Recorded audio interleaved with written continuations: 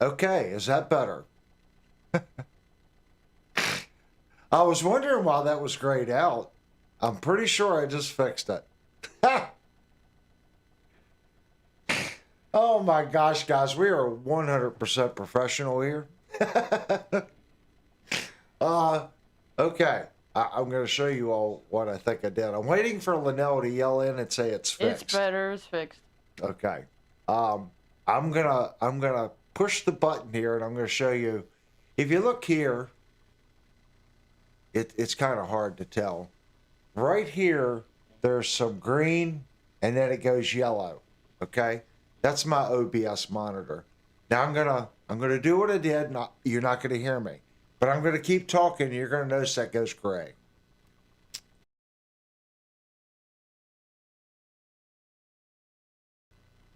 And I just mentioned to Linnell before the stream, I said something's a little weird. I said my bar is grayed out. I said, but it's moving. So it's saying it's seeing signal. So basically what I did is I muted the channel in OBS. That's the first time I made that mistake. I'm assuming the guitar worked. Or did the guitar not work? Did you guys hear any intro? You probably didn't even hear the intro either.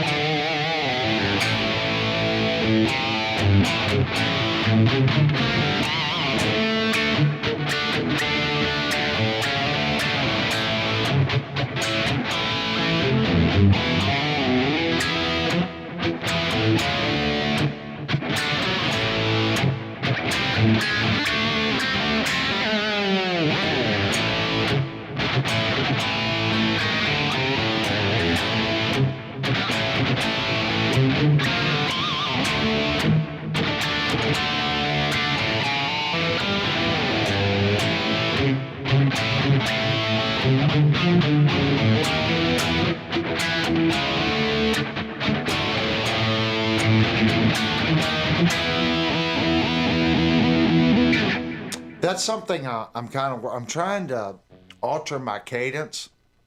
You know, people go, that sounds like this, that sounds like that. That's because there's like a million songs written in that pattern. Depending on how you play it, it could be this song, it could be that song. It could be the Black Crowes. It could be it could be a million different versions. It's all in how you pick it.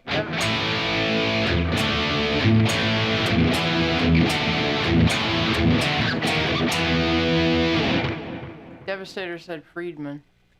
Friedman. Let me try. What I was trying to tell you guys earlier, I don't know how much they actually heard. They didn't hear me even say anything about the. I'll rewind because I don't know where I had the thing muted. They didn't hear anything, intro, nothing. Yeah, that's my bus, guys. Basically, I got this little Friedman BE Mini. Picked it up at Christmas for $99. Okay, it's not a tube head. I'm pretty sure all it is the Friedman pedal chopped in half, because the Friedman pedal is 2-channel. They took half of that circuit, shoved it in this box with a really cheap Class D amp, put an effects loop on it. There's nothing wrong with that. I think it's a cool little head. It sounds great. In my 4-speaker cabinets here, either one, it sounds really good on both of them. But what I'm doing, I'm coming out of the effects send directly to an IR pedal into the wing rack. So basically, I'm just using it as basically like a preamp pedal into the IR pedal. And I've been struggling with it. I'll get a sound that I think works really good. Let's say I'll work on, I'll be playing this guitar and I'll dial it in. And I'll come back the next day and I'll grab the Ibanez, the RGA, and I'll plug it in. I'm like, kind of sounds kind of thin. And I'll toy with it, and I'm happy with it. And maybe the next day or the following day, I'll plug in a different guitar. And I'm like, I thought I got this thing sounding good. And then I'll tweak it, and I'll go back to the first guitar, and I'm like, what the heck? So I'm trying to find a setting that kind of works decently across the board. That's why I started playing the Yamaha tonight. I didn't do anything to it. I just plugged the guitar into it, got the master output to where I was sitting right on the wing rack, and just started playing. I love the little Yamaha, the way I play it right here. And when I go to the store, that's the amp I always pick because I'm used to the sound. But let me go over what I did today on the Friedman. I gotta unplug the one guitar. Let me turn the volume down, and I'll switch cameras so you can see we're plugged into the Yamaha. So I'm just gonna come over here, unplug it from the Yamaha, plug it into the old Friedman. Now I gotta come over to the wing rack, and I'm gonna mute the Yamaha amp, and we're gonna turn on. Hear the noise? That's how much more noise is in the circuit. Now I don't wanna bash it, because the Yamaha has a built-in noise gate. There's no noise gate in this system. So this is what I come up with playing this guitar.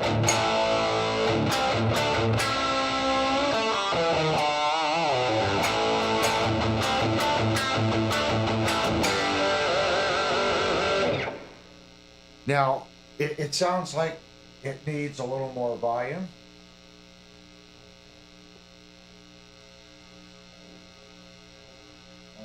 Well, all right, let's try that.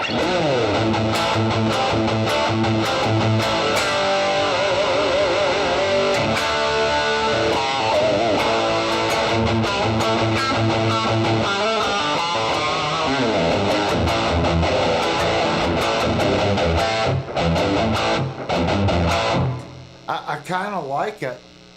I'm not used to all the noise. There's just a lot of hum.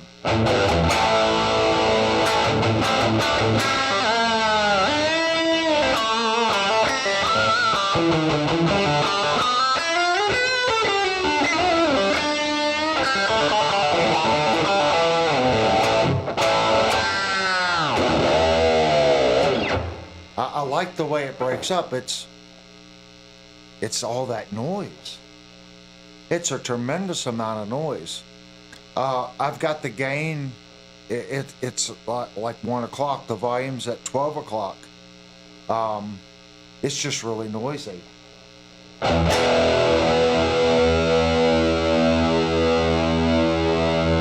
I'm looking at the RR pedal. It really shouldn't be that noisy.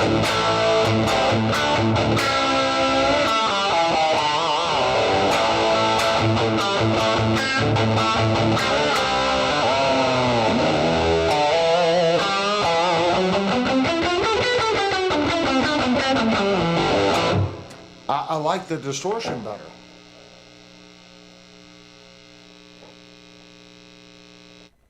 But you hear that?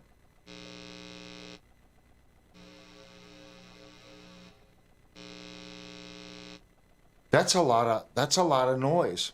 Like I said, it's not a real tube amp. It's a little, I don't want to call it a toy because it actually sounds pretty good. But in this configuration, the way I have it set up, it's noisy.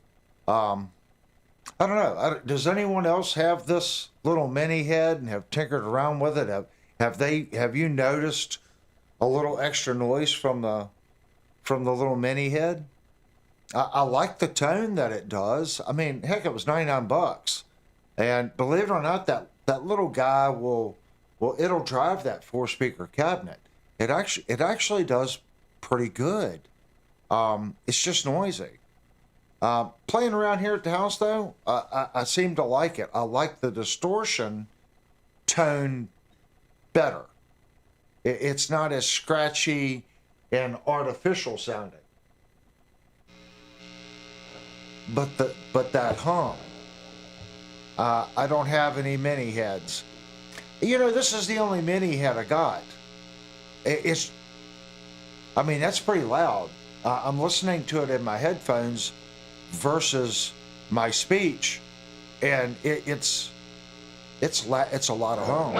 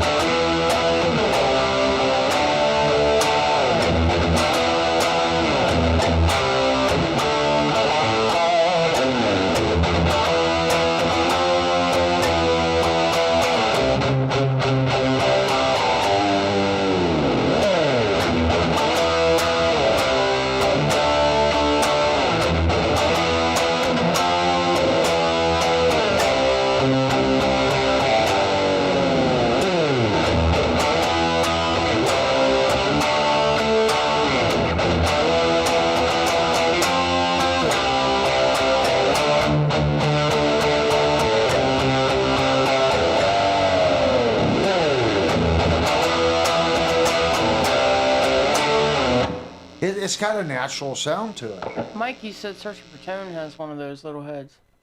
Actually, Brian at Searching for Tone, I think he bought all of them that was on sale during Christmas because they were all $99. They had this one, the Sedano one, the Diesel one. I think there was two more. I think there was 4 or 5 that Sweetwater literally just said, "Hey, you want these mini heads? They're $99." They were normally $299, and we were pretty strapped at Christmas. And I went up to Lionel and I'm like, "Look, it's $99. It's normally $299. That's a stupid deal." And she was like, you know, I didn't know if I'd like it or not. I was just like, well, it's got Friedman's name on it. It can't be that bad. So I'm like, at $99, I figured even if I didn't like it, at $99, since the normal price was $300, I thought for sure I could get $100 out of it, even if I hated it. Someone would go, "Oh, shoot, $99, it's normally $300. Yeah, I'll buy that." So I'm like, okay, I can't lose. You know, Searching for Tone said Wagner, Diesel, and Friedman. And then he said Sedano is still regular price. Oh, okay. I thought did you get all of them at Christmas? I'm pretty sure he picked up all of them. He said the Friedman is the best of the 3. Yeah, that's the one I have. I have the Friedman. It's just, I don't, listen. Oh, wrong button. Hey. That's the amount of noise.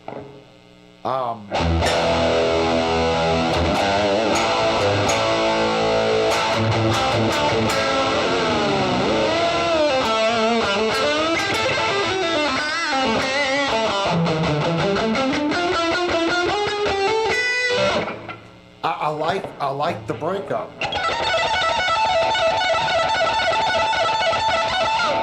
When you play fast, it doesn't have that funny sound.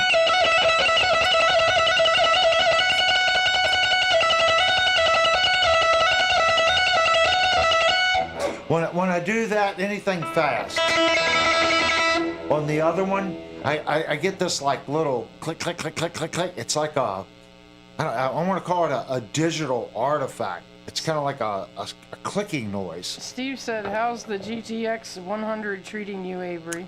It's not treating me anyway.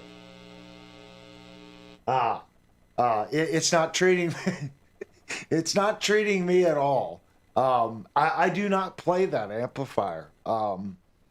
Lord forbid that I play that amplifier and you guys start rubbing me about, well, it's Avery playing Linnell's amplifier, which technically I'm still playing Linnell's amplifier. The little Yamaha is Linnell's too, but the amp was bought for Linnell, and it's, well, yeah, I moved it over there during the stream the other night. I had it set up over here, plugged in all week, so I don't know if she played it last week or not. I have not plugged back into the amplifier since we demoed it. I like the amp. It has nothing to do with that. It's just there's a lot of equipment here, and could I get good sounds out of it? I could, and you guys would have to ask Linnell if we can use it during the stream. I would just do it the exact same way I use her other amp. I would just plug into the headphone jack and go straight to the wing rack. That's what I would do. Is this as good as running my tube amps and stuff? It isn't. I like my tube amps probably a little better. Steve said you might as well. You play all her guitars. I'm not playing her. This is my guitar. I'm turning over a new leaf, guys. I am going to play my guitars, and I was trying to work on my Friedman settings so I can play my amplifiers. I mean, I don't. We can play this one, and we've proven that we can do the wing rack, the actual rack. I just come out basically the exact same thing, and into the IR pedal to the rack. We just got to find something that everyone kind of likes. I'm a rack amp user. I watch other channels, and they have heads. And if you have a guitar head, more power to you. You know, I'll go down the rabbit hole in my limited music career. I looked at heads, and if I lose a sub over this, I do. But I lose the sub because you're not going to listen to the whole conversation. This is why I'm not a big head person as far as a head amplifier. When I was out playing, every dollar I made had to go, it had to be used wisely. Heads were expensive then, and they're expensive now. When you buy a head, all you usually get on a nice one is reverb. You don't get much, okay? Back when I was playing out, there was no direct outs. There wasn't anything. Some of them didn't even have effects loops, you know. So I had to make a decision. Do you spend, you know, $1,200 on a Marshall JCM 900, or do you spend $1,300 on a full DSP rack mount unit and buy a power amp? You know, I had that struggle, and I'm watching other guys play with these heads and all these pedals, and it was noisy. It just buzzed, and you know, cables shorting out, and by the time you run it through 5 or 6 pedals, the signal was degraded. You know, now we kind of get a better idea of how pedals work, and you can put boost pedals or line. You know, it's not as bad as it once was. I just never went down that road because it to me, the head was just limited. You could have a nice setup, but if it was a Marshall, that's what you had. You had a Marshall. You would be surprised in the late 80s, early 90s, how many bands fronted Marshalls and all these other amps, but they wasn't even on. Behind the stage, they were running an ADA and a VHT power amp. I saw it many times at Shelley Acres. They got their 4 or 5 Marshall amplifiers on their double stacks, 2 heads. Behind that wall of fake amps was an ADA, a VHT purple power amp, and some type of rack with effects on it. Whether they were running an Esoteric, a Digitech, you know, something, you know. That's what they were using. The wall of Marshalls was just there because maybe they were signed on by Marshall. Some of them were just empty heads. When you saw the 2 heads stacked on top of one another, usually there was only 1 or 2 heads up there that were actually real heads. Sometimes it was empty cabinets.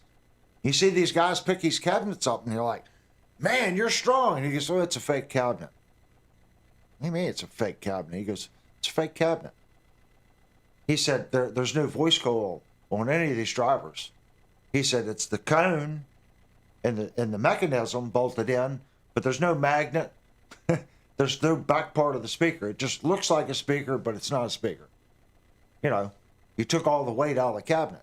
So they might have one or two cabinets that were live, and that was being powered by the VHT. I saw it a lot. And that doesn't mean every band did it. I just couldn't go down that road. After I started seeing what most bands were actually using that were playing places I wanted to play, they were not playing heads and cabinets. Well, I'll put it, 75% of them wasn't.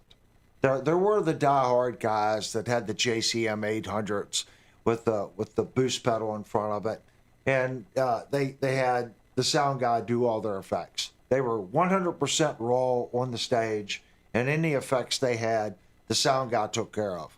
And the sound guy, most of the time, liked that, because then he could apply across the board, and everyone kind of sounded like they were in the same room. I just never went down that way. I played a PV Butcher head, I think, in my first band, and I bought my first rack unit. I bought a GSP-5. Believe it or not, I played that through a Hafler GH200, and then I kind of never looked back. I traded in the GSP-5 on an SGE. The SGE was traded in on an SGE Mach 2, and then I went from the SGE Mach 2 directly to the SGX, and I stayed with the SGX preamp platform. Well, I still play it. That's just what I did. I think now, if I was doing it, an amplifier I think I want to try the Synergy IR20, and basically I think it's a 20-watt head, and it's basically a module unit like I have in my rack over here, and I can slide in my Friedman, I can slide in my Sedano, I can slide in the new Marshall, and I can get those tones out of that. And the advantage to that one will be, in my case, doing YouTube, it's not a mini head. It's like lunchbox size. It's a little bit bigger than a mini head. I can put that up on my desk and go IR directly into the wing. There's my solution. I'll have my rack set up in a little mini configuration, because I can come right out of the IR and do some post processing in the wing.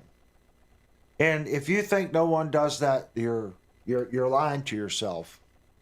You know, people go, "Oh, he made it sound good because it's post processed." Well, if I have the equipment, I want my equipment to sound good. I didn't buy a $1,500 Schecter to play it through a Gorilla amplifier. If another channel wants to call me out and say, "I'm not playing it through a $10,000 rack unit," okay, then play your guitar through your little GTX 100 and be happy. If you've got a GTX 100 and you have something like this, which one are you going to play?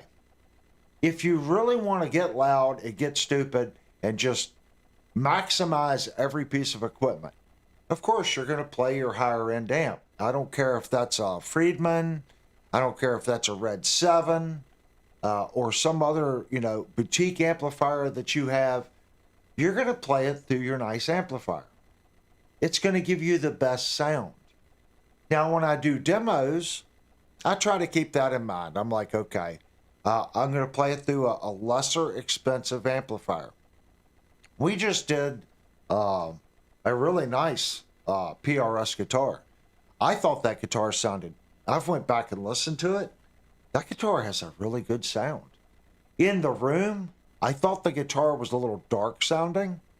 This is just my opinion. Everyone's opinion's different. I thought the guitar was a little dark sounding.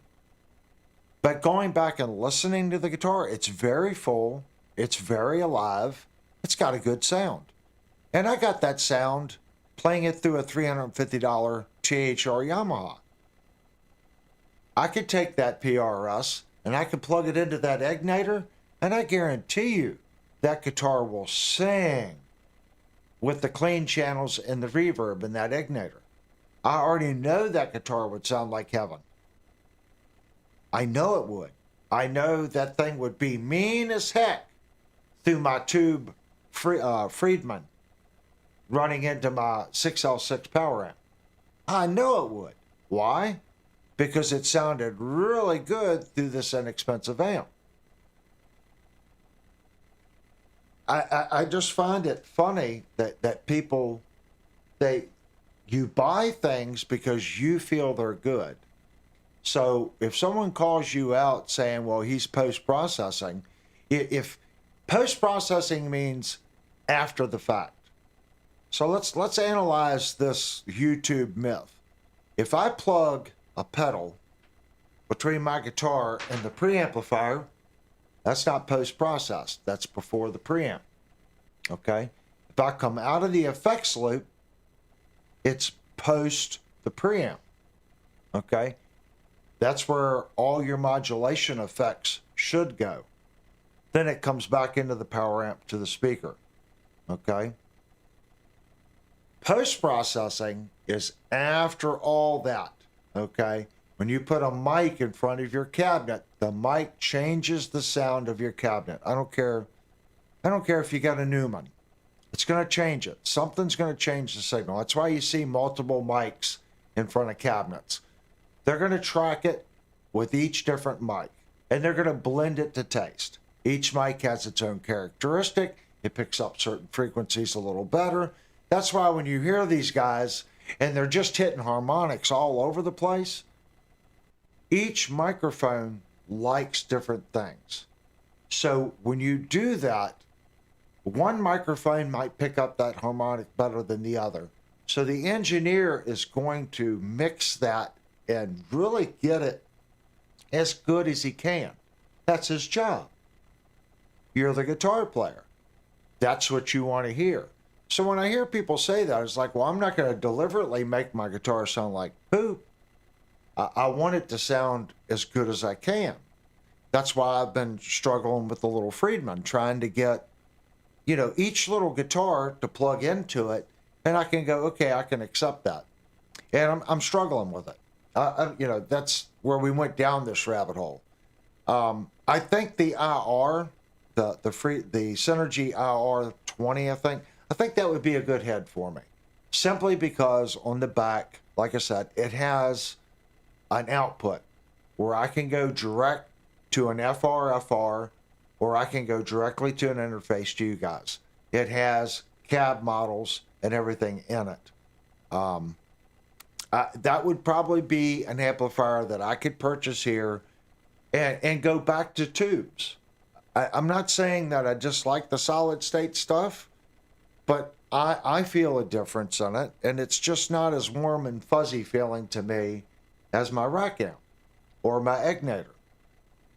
Is it bad? It's not bad. We've played this contest before. I'll do a tuning on the amp and make you guys check. If it was that bad, you'd go, oh yeah, Avery's playing that crappy Yamaha tonight. Or yeah, Avery's playing that crappy Ignitor tonight. But you guys have a really hard time distinguishing the tube stuff versus the solid state stuff. And I think that's a testament to how far we've come. I used to walk into bars and go, oh my gosh, what's that guy playing? And it was, a really cheap crate. Crate always had a weird sound, their solid state distortion circuits. They were cheap. So a lot of people bought them. They were cheap. It wasn't that they were all that in a bag of donuts. They were cheap. You could go in for $900, $850, $900. You could buy a head and a 4-speaker enclosure. That was cheap. That was less money than a Marshall, just the head. That's why you saw so many of them. If you went out and you saw all these guys playing crate, it wasn't because they were just, like I said, all that in a bag of donuts. They were just inexpensive. And working bands could afford to buy them. Hopefully I haven't upset anybody. I'm just kind of talking. This is what I saw in my area. I saw rack That's what I saw. I very rarely saw heads. That's just what and I think when it comes down to it, like today, if you look at all the processing, people use plugins. What are the plugins emulating? It's old rack stuff. That's what they're doing. They've got an old rack. You know, they're showing a BB maximizer. They got an ADA, or they got a tri-chorus, but they're emulating an old rack effect. Potentially Work says, what did you think about the RevStar? He missed the videos, so just give him a short answer. The RevStar? Yeah.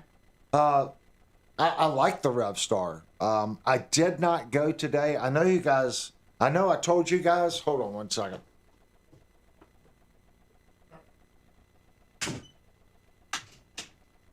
Let me get a glass of. Take a drink here real quick, guys. I like the RevStar. My issue is this is a review channel. So guitars come, guitars go. And we had over 40 some guitars here because I just wouldn't let things go. And I'm not just talking about the higher end guitars. We had a lot of Fireflies here too that I thought were just really good guitars. It was like, this is a great guitar. I don't want to sell this guitar. The RevStar I said was going to disappear. I did not get to Shandor Music this weekend to trade it in. No one reached out to me about buying it. So I was literally going to take it in today and just say, here it is. I have no idea what I'm buying, but here's the guitar. If you guys sell it, great. Just put it on my account as a credit. The RevStar is a great guitar. Depending on which one you're getting, I have the cheaper model, the RSE 20. It's a good guitar. It's got good fretwork on it. The pickups sound nice. It's a good quality instrument, and it's $550 new. It's a solid guitar, and it rock and rolls. Let me go get the guitar. It's literally right in here.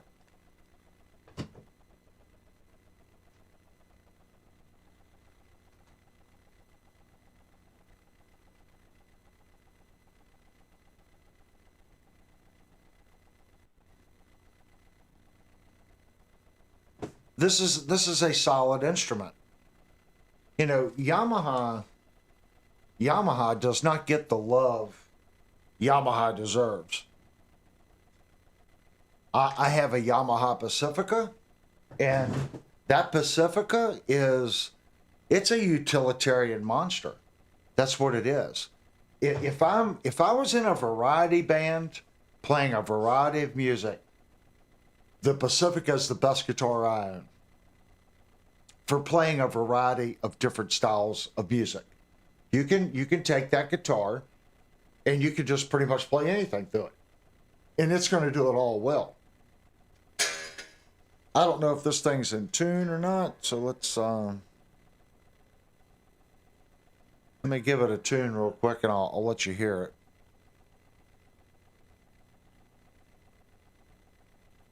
We did a full review on this guitar. You'll probably have to go, someone can look it up. It's been a while ago since we actually reviewed this guitar. And I don't even remember if we found high frets on it or how it was. I've never done anything to it. And I'm pretty picky reviewer. If you guys have tuned in or not tuned in to some of our reviews, I consider our reviews to be the most detailed reviews on YouTube. And we've been doing it for years. It's not like we just started doing highly detailed reviews. I used to get picked on because I would do that exact same review to a $200 budget guitar. My feelings on that is everyone works hard for the money, and it shouldn't matter whether or not you spent $200 on the instrument or not. Potentially Work just got the RSS20 standard. He said it's better than the Fender American Ultra 2 Tele that he has. It's this model. This is the RS20. I like the guitar. We're plugged into the BE. Sorry. So please excuse my noisy BE.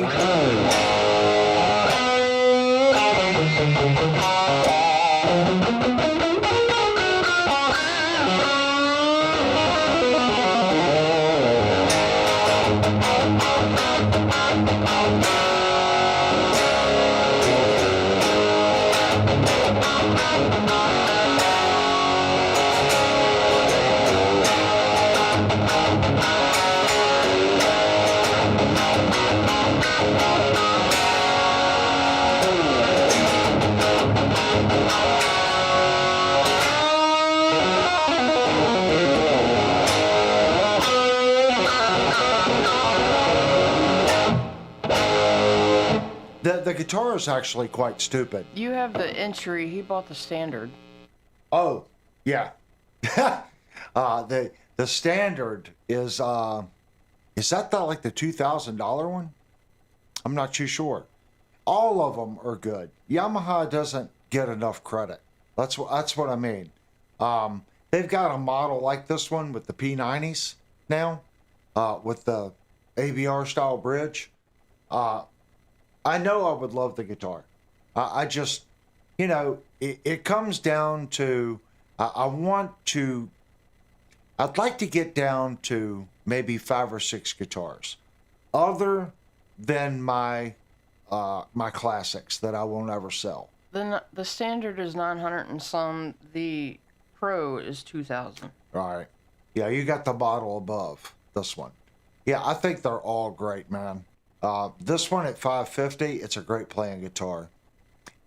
Yamaha in general, this product line, and I've said it before, you don't have to necessarily like the body shape, but Yamaha pulled this one, okay?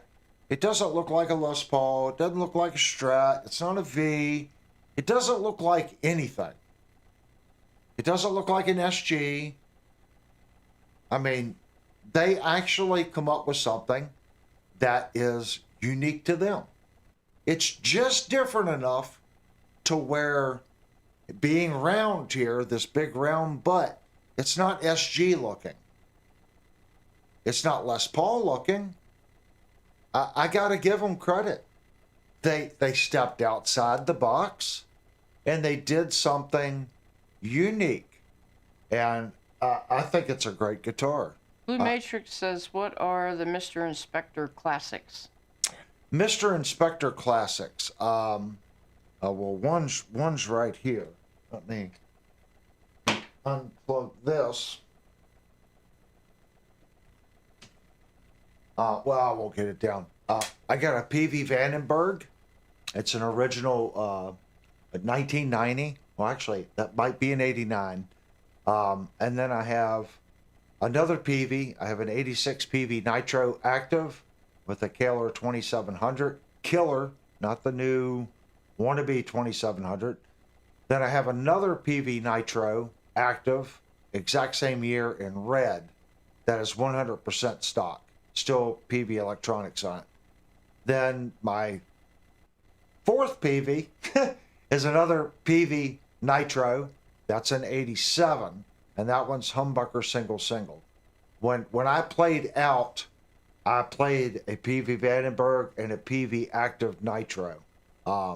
They were my main guitars. My backup guitar was my 87 humbucker single Nitro. They all utilize the exact same neck. The Nitro 3 step down neck. Wonderful guitars. So I have those 4. Then I also have a Kramer, a 1986 Kramer Pacer Imperial in the flip-flop color. That guitar is mint. There's not a scratch on it. My 87 humbucker single Nitro is mint. Not a scratch on it. Those are my 2 mint guitars. I also have a Squire M80 that I'm quite pleased to say that I have. Will it always be here? Maybe, maybe not. Squire attempted a couple years ago, well, several years ago now, Squire attempted a custom shop. And at the time, I bought a Squire custom shop jazz bass, 5-string, with EMG electronics. It was a stupid nice bass. At the time, no one wanted to give Squire $1,100 for a 5-string bass. They just didn't sell. I knew the gentleman at K&B Music in Martinsburg, and he gave me a stupid good deal on it, pretty much cost. So I bought the instrument. And then the M80 Squire, that's a custom shop 6-string. I purchased that guitar used, and the gentleman I got it from, he was selling it for the guy that had a store in Culpeper, Virginia. He had closed down his store 15 years ago and still had a ton of inventory sitting in his basement. This was one of the guitars that never sold, that just sat in its case. It's mint. It's a Squire M80. Got Seymour Duncan design pickups in it. The pickups are okay. That's the guitar's weak link. They're not as bad as the Ibanez. We just did an Iceman. The pickups in the Iceman are very bland sounding, and they don't articulate well. I would say they're better than those, but not as good as some of the other. I wouldn't put them on the Quantum level as far as the Ibanez Quantum pickups, if that makes sense. They're not bad though. So those are my guitars that have some age on them. That like I said, the M80 might not stay. I've been actually thinking about selling that guitar, but that guitar really needs to go to someone that understands what it is. That it's not just a Squire. It was Squire's attempt at really making a next level instrument. It's a set neck Stratocaster. It's pretty cool. If you don't know what it is, type in Squire M80. I don't know if we've done a review or anything on that guitar yet or not. I think I was talking to Linnell the other night on what guitars we still need to review. We had talked about going back and doing vintage instruments. The problem is that would be a short run. I only have so many vintage instruments, and then I would be dependent on people loaning me vintage instruments to review. It might be cool to visit it, maybe here or there, but I don't know how much interest there would be in it, as it's instruments that aren't available. So that's why I like doing what we're doing. We just did the Miles Kennedy PRS, fantastic guitar, expensive, but a fantastic guitar. We also do lower cost guitars. We try to balance it out. But those are my antiques. This, I'll go ahead and show it to you. This is my Vandenberg. And it actually needs some work. Blue Mox has a HM4 Squire. Said it's not what people think of as Squire for sure. Yeah, there was another guitar that I wanted. In the late 80s, Fender made Strat. It was just called a Strat. They did a really crappy re-release of that guitar about 3 or 4 years ago. And I'll say crappy because it was crappy. The original one, they had like pink and blue. It just says Strat. And it looks like someone written it on the headstock. They were phenomenal playing guitars. They tried to do a re-release on it. I went and played one, and the wiring was so cheap and unshielded in it, I was picking up radio stations at the music store on it. I did play another one at another Guitar Center, and it just very, very poorly made instrument. I think they were really counting on people like me that remembered the original and went, oh, okay, that's a really cool guitar. I remember that. It's a re-release, and I think they sold really well at the beginning and then just kind of died off once people realized it wasn't that good. But let me see if this guy will work.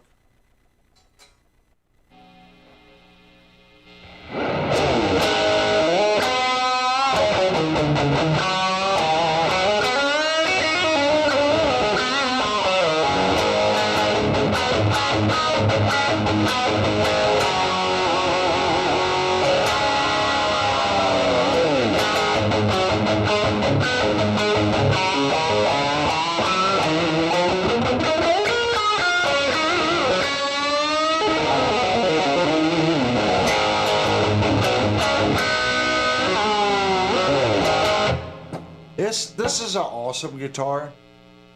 It's amazing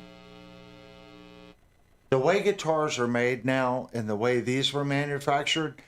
When I play my older guitars, the frets are wider and they're not quite as tall as the more modern guitars. Blue Matrix wants to know what your opinion is on the pickups on PV guitars, and are your PVs with stock pickups? The first thing people will tell you about this one is, do you need to replace the pickups? If you have a good amplifier with a good gain stage, the pickups in this guitar are fine. A lot of people are trying to compensate for not stacking preamps or not understanding how to push the front side of their preamp. Get an EQ pedal. You know, that's all you need. The pickups in the stock Vandenberg in the 80s, early 90s, they were good pickups. There was nothing wrong with them. This guitar doesn't have the push that Yamaha right there has. It doesn't. It doesn't hit the amp as hard. It just doesn't. But the pickup has a warmer sound. Just like this guitar plays smoother than the Yamaha. The fret and the way the frets were done on guitars back then, they had a more rounded feel into the fret, if that makes sense.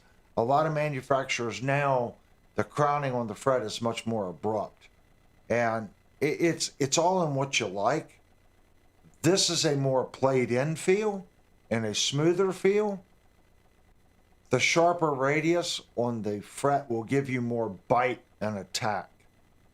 I think you need to find the comfortable medium on your playing style, if that makes sense. Like when I first played this guitar, I find myself having to really work to get it to attack. And that's the way the frets are cut.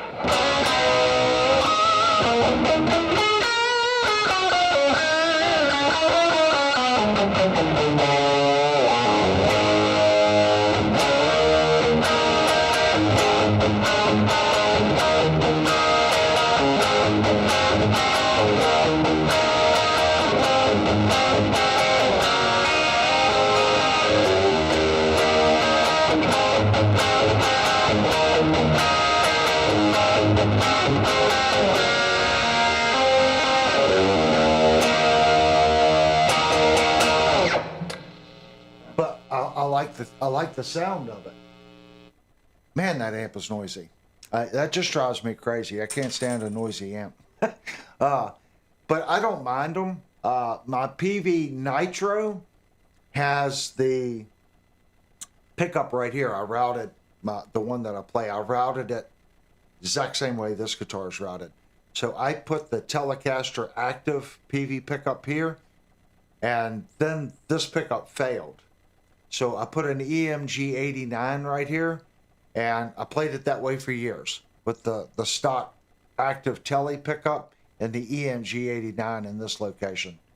It was a fantastic playing guitar. That was my favorite guitar. Even more so than the Vandenberg, believe it or not. I played the Nitro more. But, I mean, this is the exact same head stock and neck configuration. This is just a little shorter scale length than the Nitro. But the fret feel and stuff, it's very, very, very similar. That's why I liked having those three guitars. I don't think the PV pickups are bad. It's all in taste. if that makes sense. I think I've said it before. Once you get familiar with it and you EQ your amp right, you can get by it. Unless they're just really bad quality, muddy pickups, you can fix it. If they're good quality pickups, and these are well wound pickups.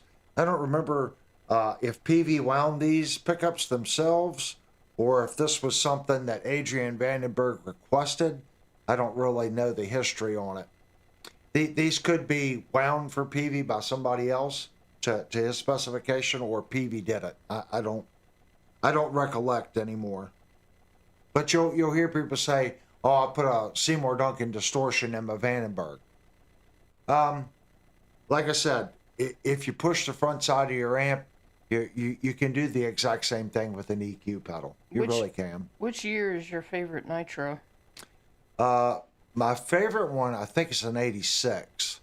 It's either an 86 or an 87. My two nitros are either 86s or 87s, my active, and my Humbucker single is either an 87 or an 88. I can't remember which is which. This one's definitely an 89 or a 90. It was ordered in 89. And what sucks is when I ordered it, this guitar was ordered when they were still using the 2700 killers, but the lawsuit was settled before the guitar was shipped. And then there was a hold, and then when I got mine, it came with the Spider.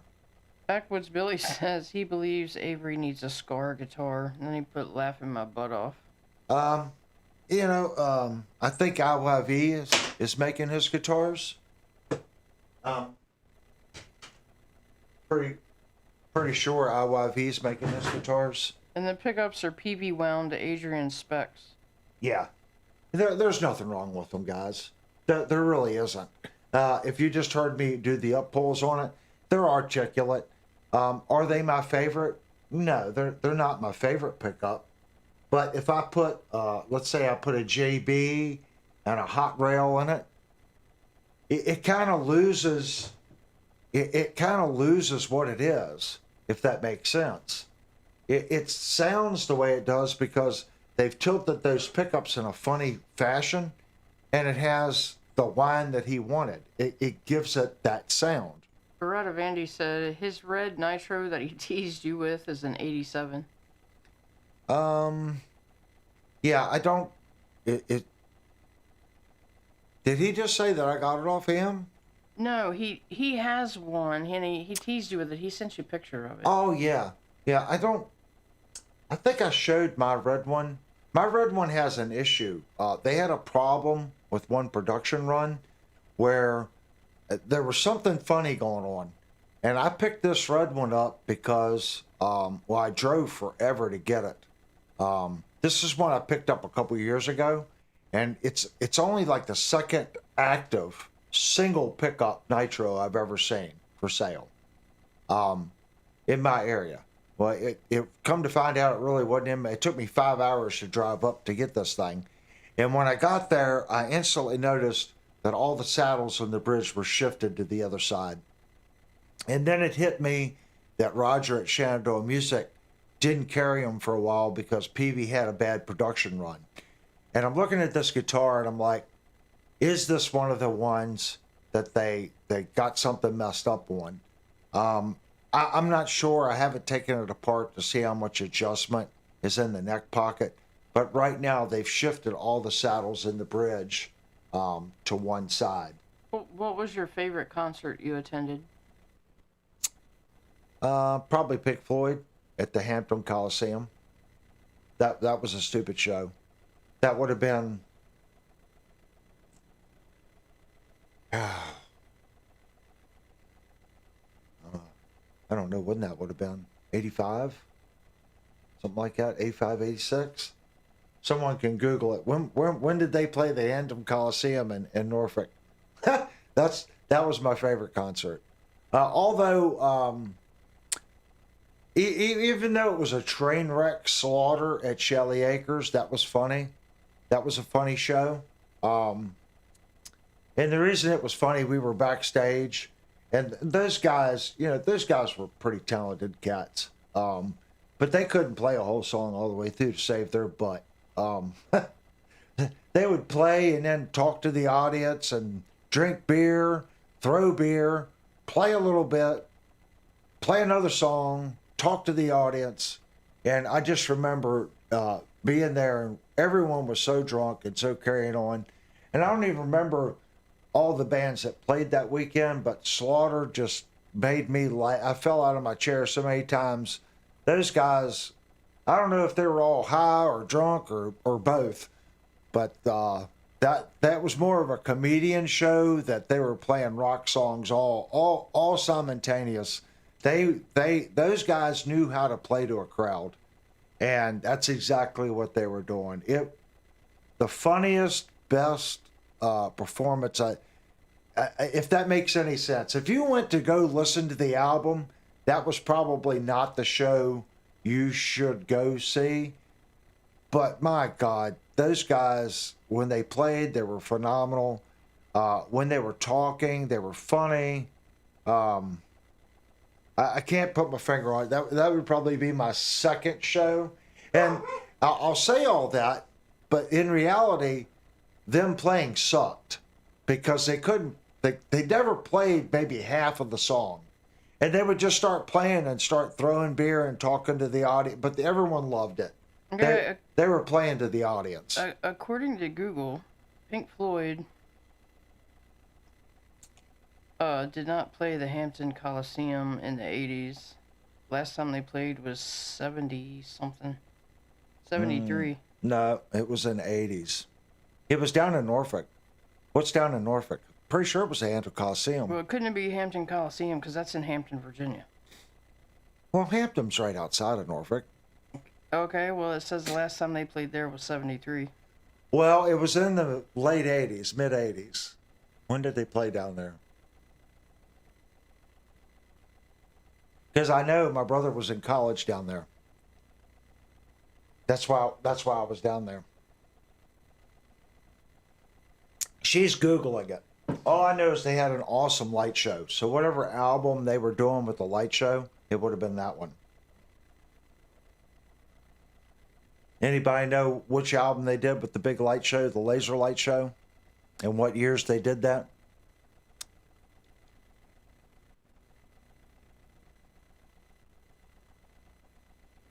I see Richard. Guys, I'll be popping in as much as possible. Jupe. I see Jupe just popped in. Yeah, I like Comfortably. Well, actually, most Pink Floyd songs are good songs. Potentially, I mean, that band's on another level, if that makes sense. They told a story. There was very few bands that did that. Queensryche, Pink Floyd. I mean, really stop and think of bands that told a story through the album. That was Pink Floyd's go-to thing. And all those guys were just stupid talented. So when you get that much talent together and you put that kind of production behind it, like when I saw it, it's going to be an awesome show. Pulse Tour, 87, 88. That sounds right. So it would have been the Pulse Tour. Where'd they play down there during the Pulse Tour? She's still Googling it. I'm pretty sure it was down there. I'm pretty sure it was not down here. But I was very screwed up in those years. I'm pretty sure it was not. What was the place down here before it was bought out? Nissan Pavilion. Yeah, Nissan Pavilion. I'm pretty sure it was not Nissan Pavilion. I thought it was Hampton. I could be wrong. Maybe it was Nissan Pavilion. Pink Floyd is known for 3 light shows of all time. Yeah. I just remember they had an awesome freaking laser light show. That's what I remember about that show. That and going into the bathroom and there was a guy beating on the toilet saying they didn't make Quaaludes anymore. Just saying. I just remember that. You didn't need to bring anything because you were going to get a contact buzz in that place. It was that bad. But the dude in the bathroom crying that they didn't make Quaaludes anymore, that was pretty obscene. I I had the Pink Floyd Laserdisc as big as 33 RPM record. I wish I still had it.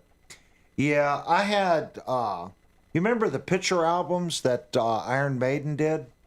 And you could flip them and it would show Eddie? I had 4 or 5 of those. And I have no idea where those picture album went. I don't even know. I guess they would probably be worth some money now. The Iron Maiden, I guess it was lasered etched on the LP, and you would rotate it and you could see Eddie on the top of it. Those were awesome. And I still have the Moody Blues in the drawer. It's the only album I have left. The reason I know I still have it, we were doing some spring cleaning, and I looked at Linnell and I'm like, it's the Moody Blues. It's an L. I don't even have a record player. I'm like, what are we going to do with it? We may have thrown it away. I don't remember if I threw it away or if I kept it. But that was the last album here. It's the Moody Blues.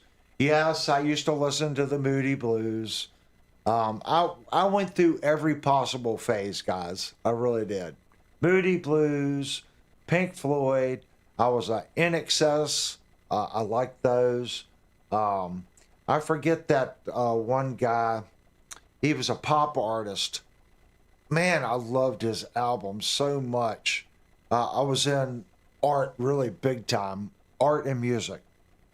And one of the people that was in my, a girlfriend that was in just a friend, that was in one of my art classes, turned me on to this. He was a pop singer. All the girls liked him. And I don't remember the artist, but that whole album was good. This would have been 85, 84, somewhere in that ballpark. I just don't remember. I don't remember the artist. And that really opened up me to more music other than, rock and roll. Then I started going, okay, In Excess, Adam Ant, all these bands, the Dead Kennedys. I was a big Dead Kennedy fan. I know you guys are like, what? I was a big Dead Kennedy fan. That music was just awesome. Jupiter asked, what? Looking at the wing, what is the little block? It was not Boy George. No, it wasn't Boy. Although I have respect for what Boy George did, it was not Boy George. What is the little block thing on top of the wing? The little block thing. This thing? The little block thing. Oh, this guy. Yeah, this is one of the little feeties that I have to pull off the wing because there's another rack under it. So if I switch cameras, if you look, the wing comes right down. It has little feeties where you can set it on the table. This forward foot has to come off so this piece of rack gear can go tight in the rack. So that's what you guys are seeing. I just stick it up there. I just stuck it up there so I wouldn't lose it. So I can change the angle. So yeah, you're seeing the edge of the rack there. That's all that is. I was looking at power conditioners to get rid of the rest of my noise, and I have not ordered my new cables yet. I'm waiting for payday and waiting for this month's YouTube thing. So hopefully we're going to get rid of the last little clicking noise that you guys hear in the background. Get rid of that and take care of some other things. It's going to be about 2 more months before the channel can do anything with the cameras. I hate to say that, but we are on a budget, so the cameras are going to have to wait just a little while longer. And I know this camera is really grainy, but it hasn't stopped working tonight, so we're in good shape. The Backdoor Boys? Oh my gosh. No, I'll try to Google who it was. And once I say it, you guys would laugh. You guys would say, oh my gosh, you listened to him. He had, to my knowledge, one good album, and then he was gone. But there was a lot of artists like that at the time. Backwoods Billy says, Richard Marx, Michael Bolton, seriously possible one of those guys, or Bon Jovi. I mean, everyone kind of listened to Bon Jovi back then. This was an artist before Bon Jovi, several years before Bon Jovi. I'm trying to think what else was being. I was listening to Iron Maiden at the time, and then I went from an Iron Maiden fanatic to also listening to this artist, and it really it messed with a lot of people's heads because it was two completely different styles. Oh, I just remembered it. Corey Hart. I don't laugh, guys. The Corey Hart album I'm talking about, I think it's Man in the Box. I'm pretty sure it's Corey Hart, Man in the Box. That is a stupid good album. I don't care if you're a metalhead or not. Listen to it. Listen to the man's voice and listen to the production value in that record. I'm pretty sure it's Corey Hart. I was blown away at the guy's voice and how it just flowed. Are you talking about the Sunglasses at Night song? Yeah, Sunglasses at Night. I remember that. But it wasn't just, that was his most popular song. The album, it's a good album. It is a good album. And if you're not into that, I mean, that's cool. Everyone's into different things. I like to pride myself and go, I can listen to jazz, I can listen to blues, I can listen to Michael Jackson. I can. But Corey Hart, there was something about that album. That was just a well-produced album. The Lost Boys, yeah, that was good too, man. There's so much good music. That's why when people go, man, that sounds just like this or that sounds just like that, I'm pretty sure every note pattern you could possibly ever write has already been written. So how we attack the note and how we play, that's really going to be what makes it yours, if that makes sense. Okay, guys, it's Vox time. If you don't know what Vox time is, it's time for our break. If you're new here, please go down, hit the thumbs up button, and think about subscribing. You have landed on what I feel is YouTube's best review channel. Tonight, we're not reviewing anything. It's just you guys talking in the chat, me talking, and we talk about stories, we talk about music, we talk about gear, and we talk about me listening to Corey Hart and you guys laughing at me. Blue Matrix wants to know if you wore spandex. I never did the spandex thing, man. I did wear the holy jeans where it looked like a lawnmower, caught into them. I did have a mullet. You can ask Linnell. She used to chase me around after the band played, after she chased my mullet around. But to be fair, she had a mullet too. Did you really have to go there? Yes, I did. She had a mullet too. Short here, really long. Twin mullets. All right, we're taking a break. Go get yourself a sandwich, get a drink, hit the restroom. Please subscribe. We work really hard. We want to earn your subscription, but go and look at some of the great reviews that we've done. We do unbiased content here. We're all big boys. We all have your opinion. Put in, what kind of music did you listen to? I can't be the only person that listened to something like Corey Hart. Come on, guys. Chip up, be a man, and say, okay, this was my girl sobby music that I listened to. There had to be somebody. All right, guys, go get a drink, get a snack, and we'll be back in a little over 5 minutes. I got to make sure I do hit the right button because I'm really bad about hitting the wrong button.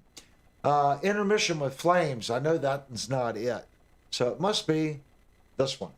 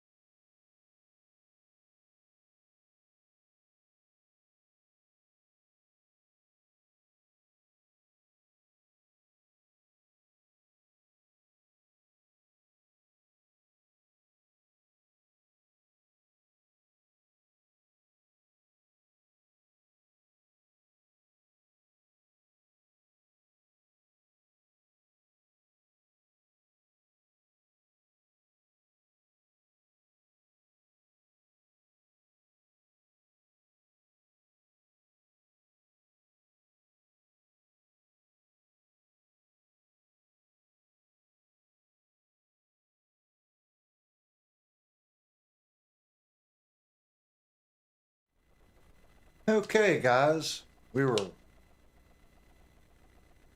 Yeah, Roy Clark. You guys are talking about Roy Clark. That man was a stupid guitar player. He was. Imagine going back and getting those old reels. Put some distortion on what that man used to play. uh, he was playing heavy metal. Heavy metal country. Want to move on to the next thing. We had some goodies show up today. This right here, okay? So these are the pickups for Devastator's Iceman. So I am really curious what these things are. These are custom wound and built to Devastator's specs. So I am really wanting to check these things out. They're made by Planet Tone. I was unfamiliar with this brand, and he tells me that he's used them before and had really good luck with them. So I am really curious to see what this pickup brand's about. It is well taped from the factory. So this isn't review night, guys, but we are checking it, how it's packed. Quite a bit of paper in here. So inside of all that paper, there's your two pickups.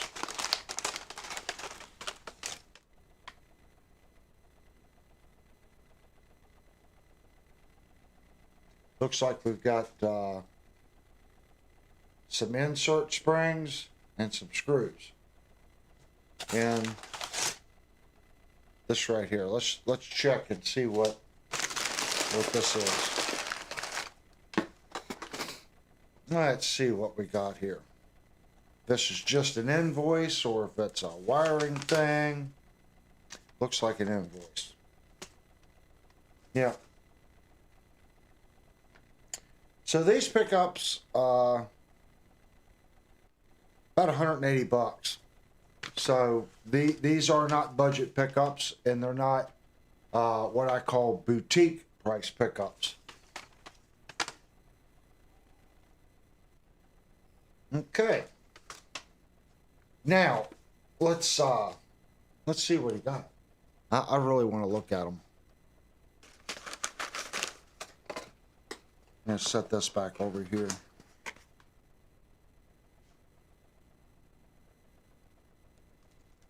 So it looks like they've got it wrapped up pretty good here. It's solid. So let's open it up.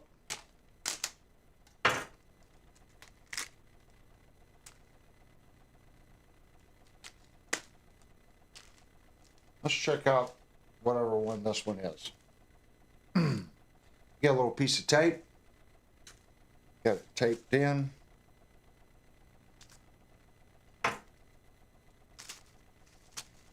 It's well wrapped.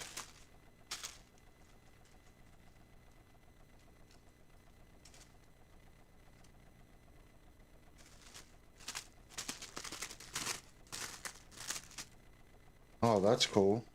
This one's got a clear bobbin top on it.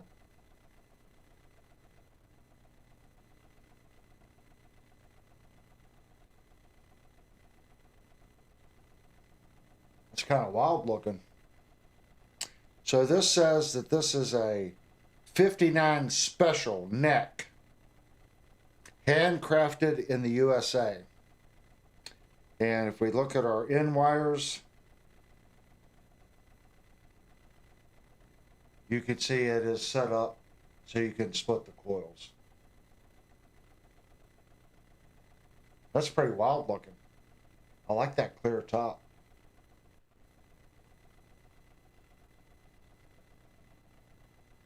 It looks like it's nicely done.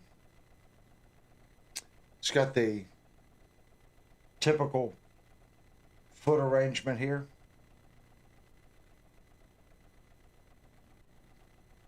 Looks pretty sharp. All right, that's our first one. Let me put this guy back in here.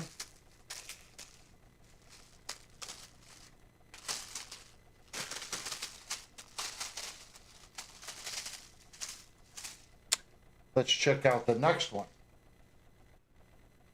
Like I said, now this is for his Ibanez Iceman right next to me.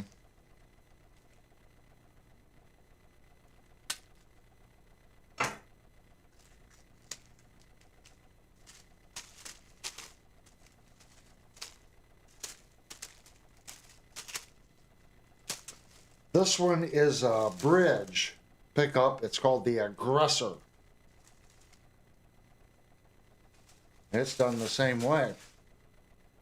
Got a clear bobbin.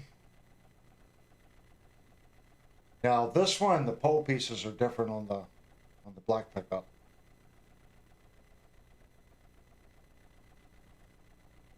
That is pretty sharp looking.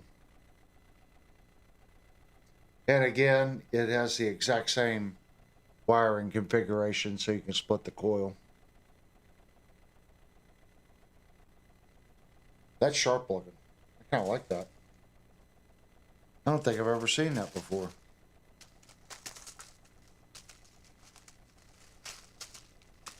I'm kind of curious. Devastator could put in the comment if that's supposed to emulate like a PAF, or is it a hot rodded JB style pickup?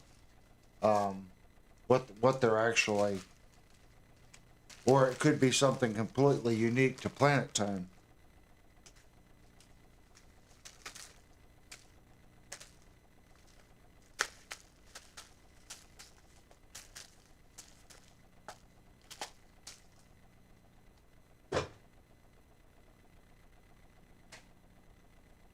I don't have the chat open. I can't see what he's typing. So we got those. All he said so far is I gotta be different. So we did get those for it. And if you guys missed the other stream. He said it should be a hot rodded distortion. Okay. So those are the pickups. And then he also sent over some Grover tuning keys with mother of pearl paddles to go on it. Annoying Critic says, how do you test a pickup? Don't you want to minimize copper and have more zinc and nickel? Well, the wine count makes for a lot. There's more to, you know, when we test them, I test the inductance, Henrys, and the ohm rating. And that's a limited way. You can go a little deeper down the rabbit hole with some other testing. But what I find is most people watching a review, if you go any deeper, well, I hate to say it, most channels only give you the ohms. I think ohms don't really tell you much, but with ohms and inductance, or Henrys if you're across the pond, I think that gives you a little more information. But there are the other things you can do. Your windings, the count on the windings, and the gauge of the wire, your magnet location, the type of magnet, the type of pole, the distance the winding is from the pole, okay? Everything makes a difference. I'm not a pickup winder by any means. Some people say adding mass to the backside of the pickup, you know, iron can change it, or brass or steel. I think it's just like anything else on a guitar. If you know what you like and you specify all these little teeny weeny things, I think in the end you'll get it. Changing one little aspect, like going from a brass block on a Floyd Rose to a steel, how much change is there? Here's a super chat from Niles. Ooh. Thank you, Niles. How much change is there in that brass block to the steel block? There's a change. The steel block is going to give it more attack, more bite. The brass block is going to be smoother. It's just going to have a smoother sound to it. It's not going to be as bitey and as much attack. Titanium does the exact same thing. So when you start building pickups, different materials conduct electricity different. companies use copper.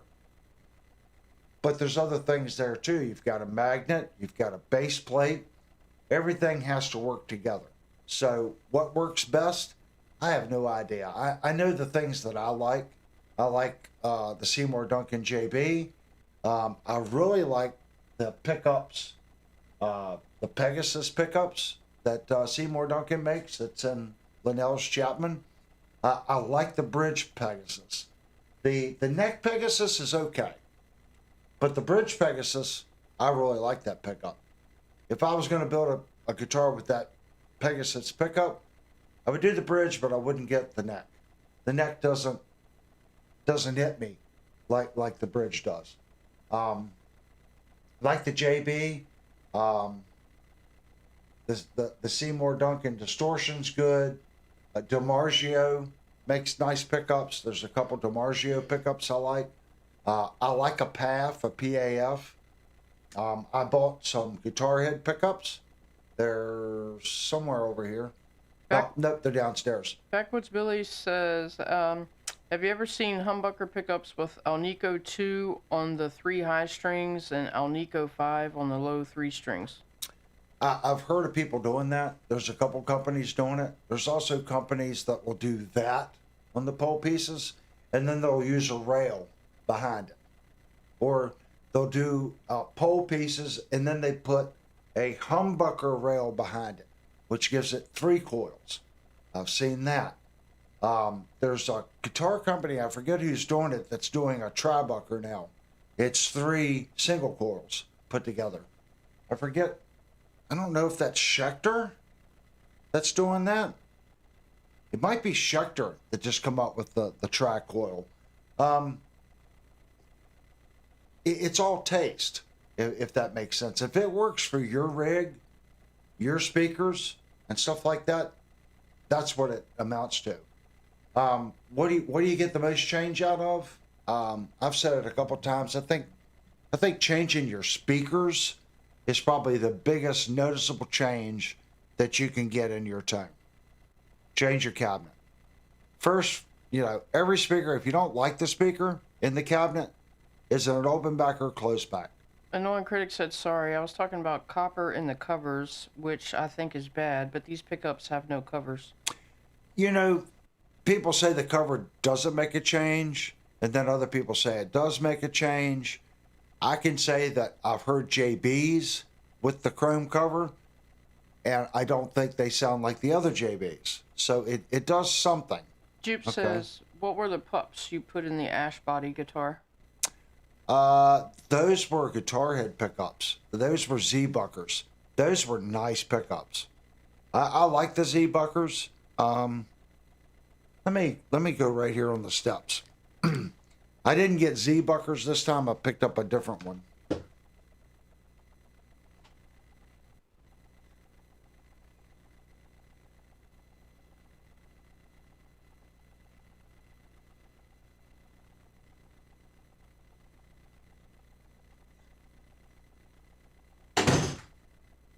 So I bought this pickup a while ago. This is an EMG 89R. I planned on doing a different project. I'm going to put this in something. I am an EMG guy. So the guitar that I'm building, which I just have not had time to work on because I've got so many other things downstairs, I picked up some Godot locking tuners for my Ibanez. These are nice. I picked up the Hip Shot High Mass Bridge. It's fixed tail. And this is a different set of guitar head pickups. I like the guitar head stuff. This set is $60 for the set. So if you're on a budget, these are the ones. This is the guitar heads hex buckers, and they're called hex bucker because the pole piece, it's an Allen wrench. So you can adjust the poles, and that acts like an EQ. What does the R mean? It's wound a little differently. That's a neck position pickup. That doesn't mean that you can't put it in the bridge. You could, but it was designed to work with the EMG 89 in the bridge and the 89R in the neck position. I'm not a big fan of the EMG X pickups. That's just me. They make an 89X, and they make an 81X and 86X. There's something about the X series pickups that I just don't really care for. So I got that one, and I think my goal was to get an EMG, just an 89, and put them in a guitar, and I ended up not doing it. So both these pickups are exactly the same. Like I said, guitar heads. If you're looking for just something with a little more output than a PAF, get the Z-Buckers. This is another hex bucker. This is the hex bucker. This is going to be a cross between like a DiMarzio and a Seymour Duncan. It's going to have the bite that DiMarzio has and supposedly the warmth of a PAF. Now, how much truth there is, I don't know. I've never bought this particular pickup from them, but I'm hoping that it's very similar to the other ones that I purchased from the company, and it's a solid pickup. Like I said, both of these pickups are only $60. Steve said the 89R is reverse wound. Oh, reverse wound. There you go. Knew there was a difference. And Devastator, he said he wants to hear those trash infinities one more time before you switch them out for the good ones. We're going to do that one night other than on the stream. The action on that guitar is high. I mean, I could play it again. They just, Ibanez, if you're listening, there's other budget guitar companies doing budget guitars, okay? These particular pickups, there's a lot of mud to them. We can plug it in, and you guys can listen to the definition on these pickups. Now, granted, I get it. It's their cheapest pickup, so it's only going to be so good. But I think they could do a little better. I really do. I think they could do just a little better. So we're still plugged into the Friedman.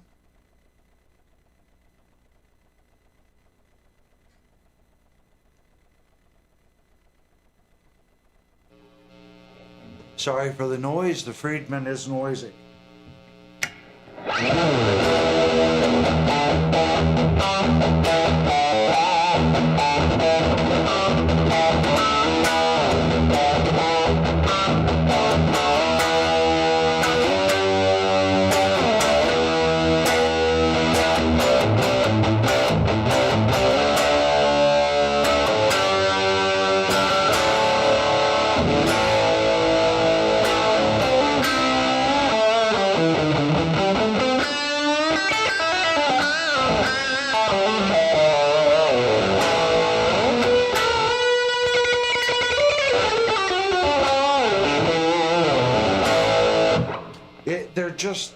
There's a lot of wash in them.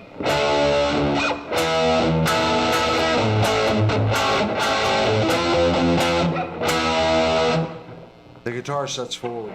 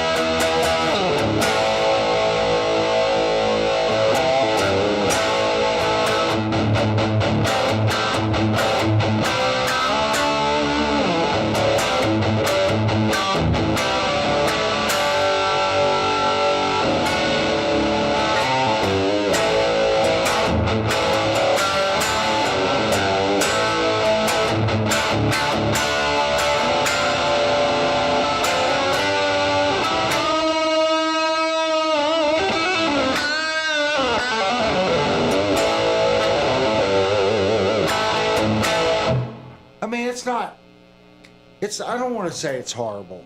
It's not horrible. This is a signature guitar at $450. That's got to be one of the cheapest signature guitars you can buy from a name brand. I can't think of another signature guitar. I can't think of any under 500. The next one, I guess, would be the Ibanez Jim as a signature. I think Jackson come out with that. I do want to review that new wild body shape Jackson just come out with. I forget what it's called. It looks almost like a kidney bean kind of body shape. I want to say that guitar is 500. And I think, I don't know if that one's technically a signature model, but he makes a signature model in that body style. Someone Google that. I don't remember what the model number is, but it's a guitar that I definitely want to get on the channel and review.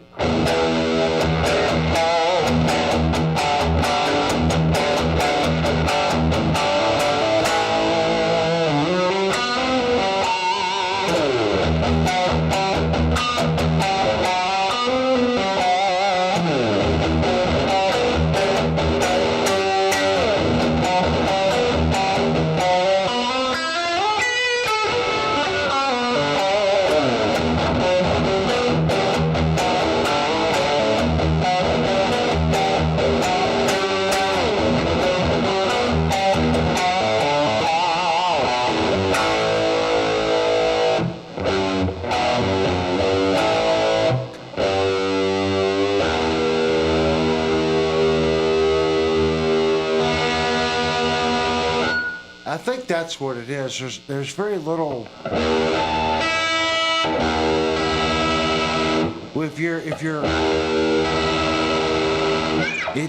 It doesn't like playing multiple.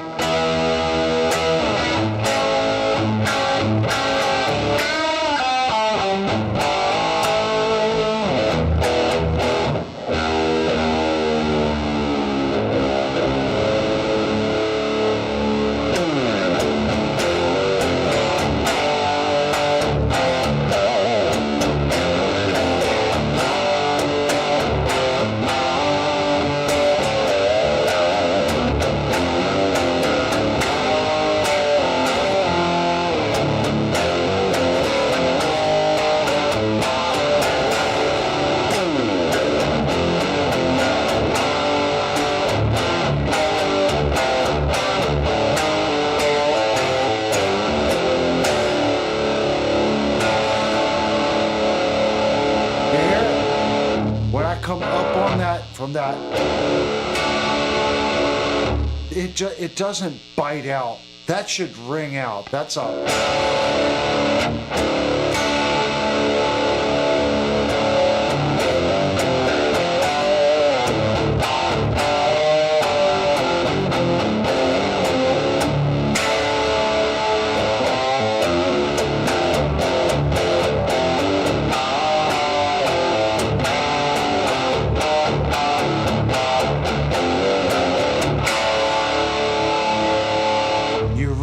You really gotta attack into it to get that.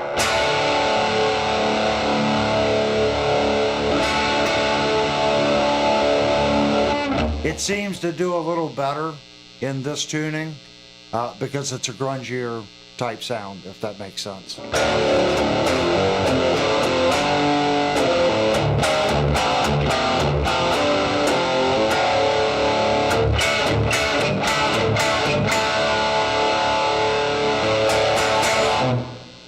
There you go, Mr. Devastator. It's not horrible. Like I said, it's a $450 guitar.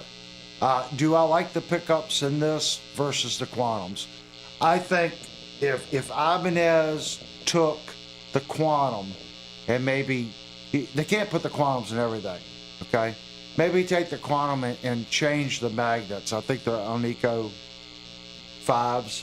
Maybe put Onico 2s in it, or take a little winding off the stock pickup, the other pickup, and make it just a fraction cheaper. Still keep the wax potting. What string gauge? I think these are 9 to 42s on this guitar. It's all stock. Ibanez could do something. I think if they just take a little winding off the other pickup to cheapen it a little bit, that might be a better option than what they're doing here. Devastator said they're 10 to 46. 10 to 46. Okay. Yeah. I'm really liking 10 to 46. I was always a 9 to 42 player, but the more I play 10 to 46, it's more forgiving, especially in this tuning.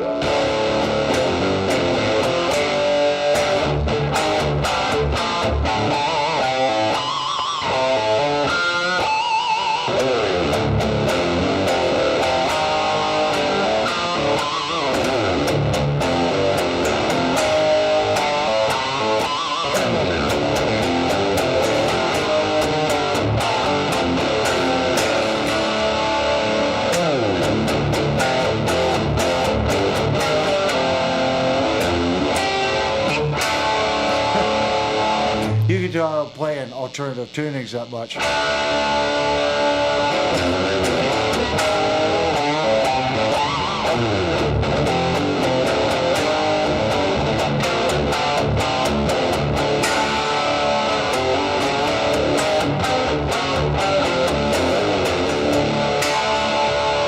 That's a mean sounding tuning. I really need to play more in that kind of tuning, because you can come down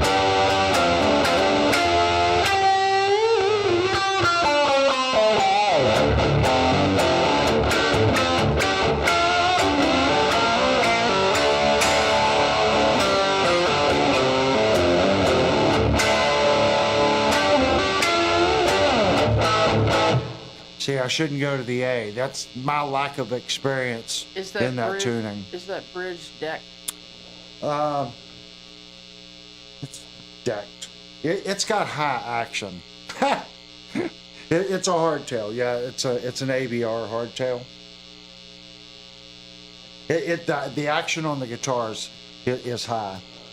This guitar was just sent directly, to me. I guess this is the factory Ibanez setup. And I think it's going to be awesome. We're going to go through. We're going to give this thing a little bit of cleanup. Let me turn. We're going to give it some cleanup on the frets. I'm going to go through, make it a good playing guitar. He's got some really good tuners for it. The tuners are going to help the stability of it. And he bought some nice pickups to put on it. So it's going to have a lot better push. Every pickup is designed to do something.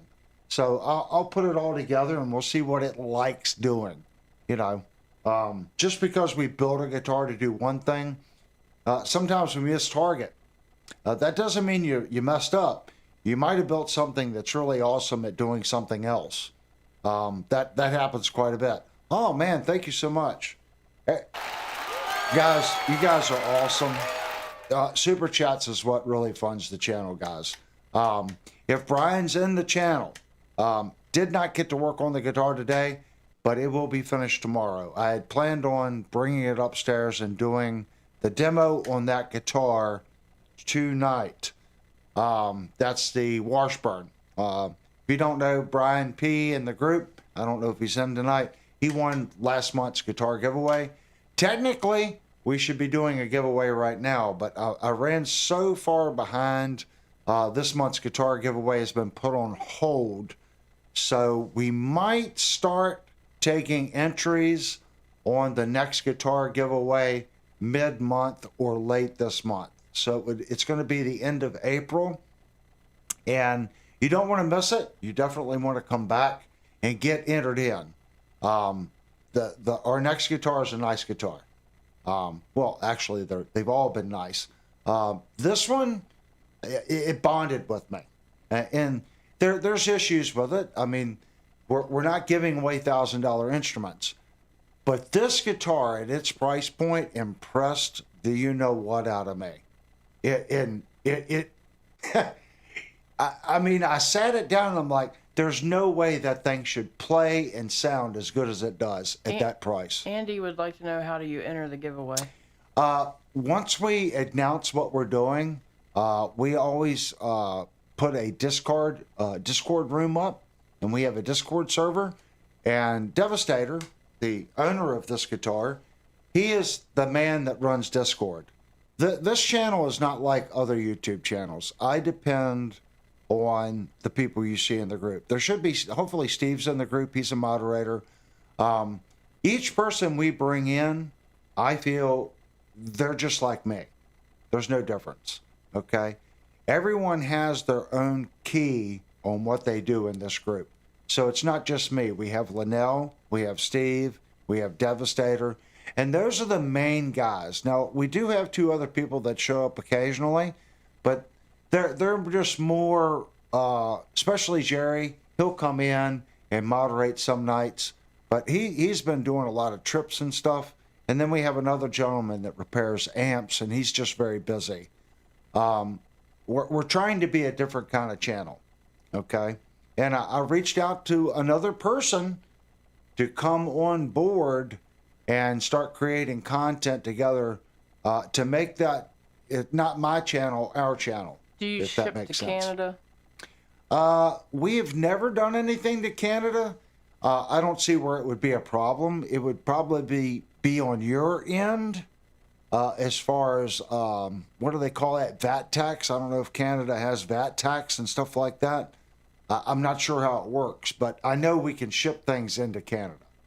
Whether or not your customs department will hold it or charge you VAT tax on stuff, that's kind of, I'm not familiar with it, if that makes sense. But I'll ship it to Canada if that, you might be, if you won and there's an issue, then we'll know that if we can or can't do it, if that makes sense. But I don't have an issue shipping it. But keep in mind, you may have to pay a VAT tax on it. Andy said I'll drive down if I win, LOL. Yeah, if does the VAT tax sound right? Do you guys have that in Canada? If it's a gift, you still have to pay tax on it? I know in the UK, that's how it is. So let's say you get on a prize show and you win a $10,000 Gibson. Well, that thing will rot in customs until you pay an import tax fee called a VAT tax.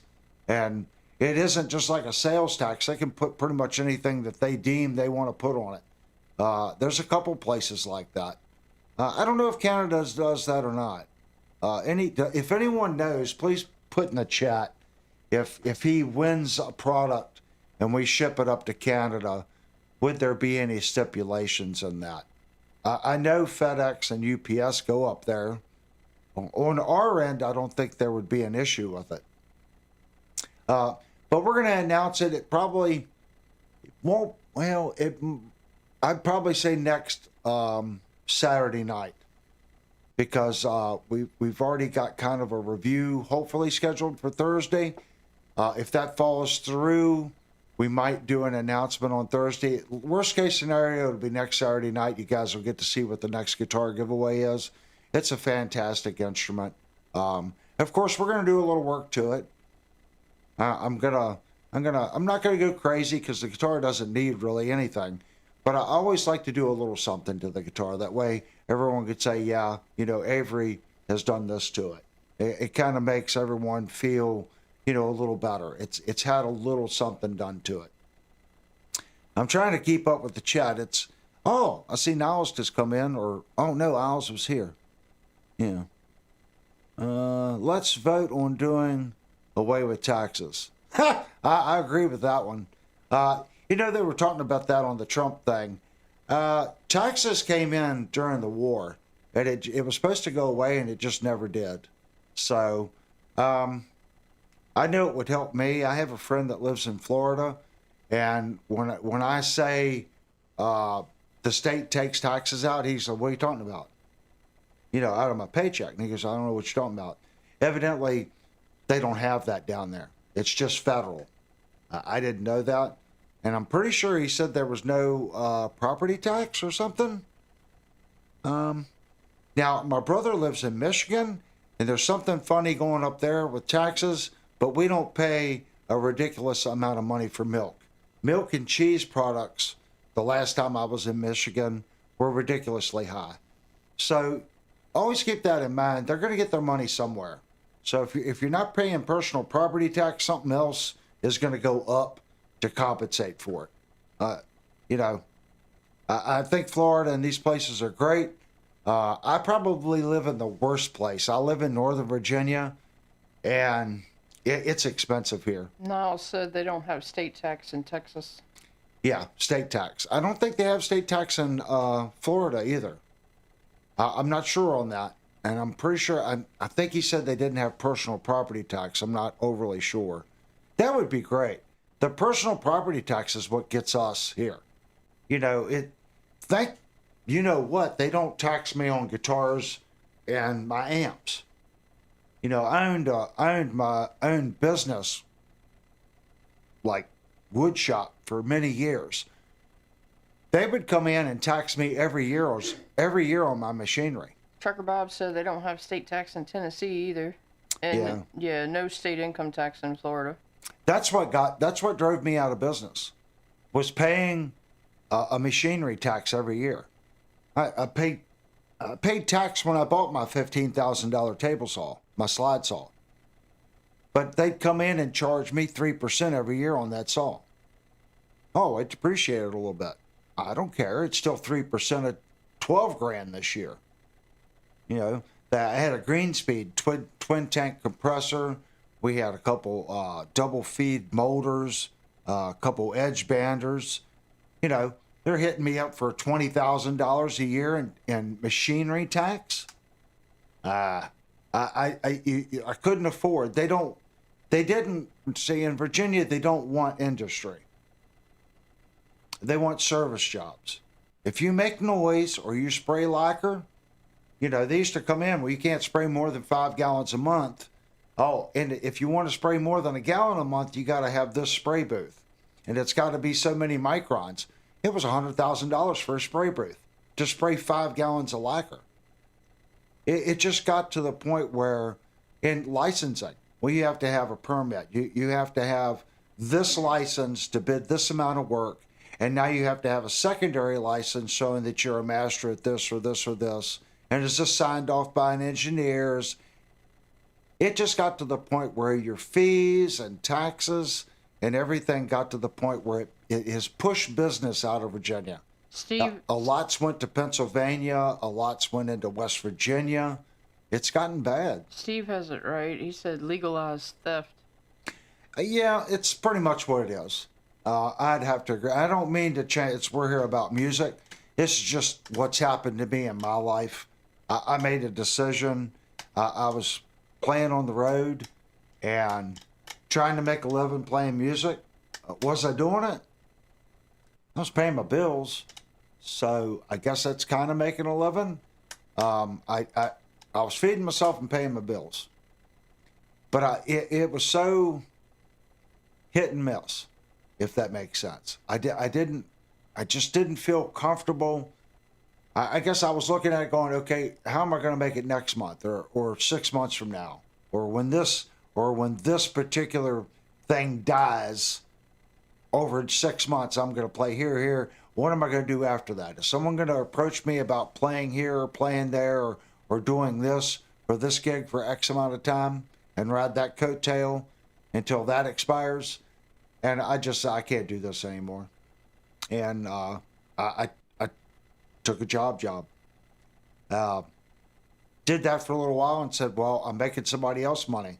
So then I started my own thing, and I did that up until, probably 15 years ago. And then I took a position writing AutoCAD, drawing computer files for components and writing CAM programs for automated machines and plants to cut wood products. Steve says it sounds like Avery and Linnell need to move. Yeah. Really can't afford to move right now. We're going to ride the coattail out for a couple more years, try to get the house a little bit better shape, and then move. And we're going to move somewhere where it's inexpensive. I don't know where that's going to be because it's gotten pricey everywhere.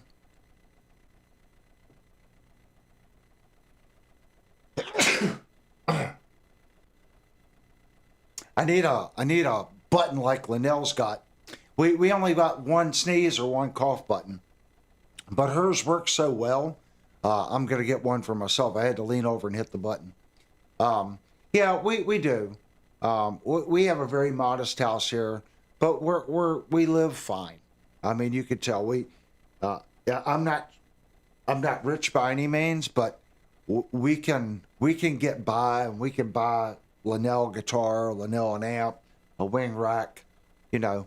But this is our main hobby, if that makes sense. Motorcycles and music. They heard you sneeze. Oh, did they? How did they? Oh, I turned the wrong button off. I was on the cab thing. Devastator said, bless you. I tried, guys. Yeah, so, you know, like right now I'm making payments on the wing rack. It's tough. It's tough. But it's something that I wanted, and I hadn't had a new mixing board in 30 years. And I'm like, okay, my Mackie has treated me good. I mean, if you can buy a mixing board, you get 30 years out of it, I'd say that's a win-win no matter how you cut it. And it still works. It's just dirty contacts. South Buddha said, hello, Music and Gear channel. Hey, man. Glad to see you. If you're new, you didn't have to subscribe to chat, but hopefully you have subscribed. But we want you to come in and chat with everyone and get to know everybody. We're trying to do something different here. This is a get-together we do every Saturday night. The channel is more known for being a review channel. We review everything from budget instruments all the way up to high-end guitars. And we do very detailed reviews here. And they're very honest reviews. No one is sending me anything, and no one is paying me to do the review. It's just an honest review. Oh, thank you so much. Yeah, if you don't click the bell, then you have no idea what's going on. So we were just talking about the area. Yeah, eventually I will move. I don't know where we're going to go. I guess it'll depend on this. I can do this from anywhere. So that's not going to bug us. I don't want to move where there's tornadoes, or I don't want to move out in the middle of the desert. It's got to be somewhere, decent. We want to live somewhere decent. Andy, so what are you reviewing next? There's a couple things that I have on the list. It just depends on I'm reaching out to Shenandoah Music again this week. And depending on what they say will depend on this week's coming up review. We've been doing a lot of reviews lately. We were a little slack there for a while. But I want to say we've reviewed like 6 guitars in the last month and a half or 2 months. Maybe more than that. We've reviewed a lot of guitars here lately. And an amplifier. We haven't done an amp in a while. So... which is good. Being able to review a guitar every week, though, that's tough.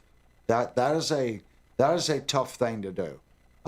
But here lately, we have had a lot of guitars to review, and that's a good thing.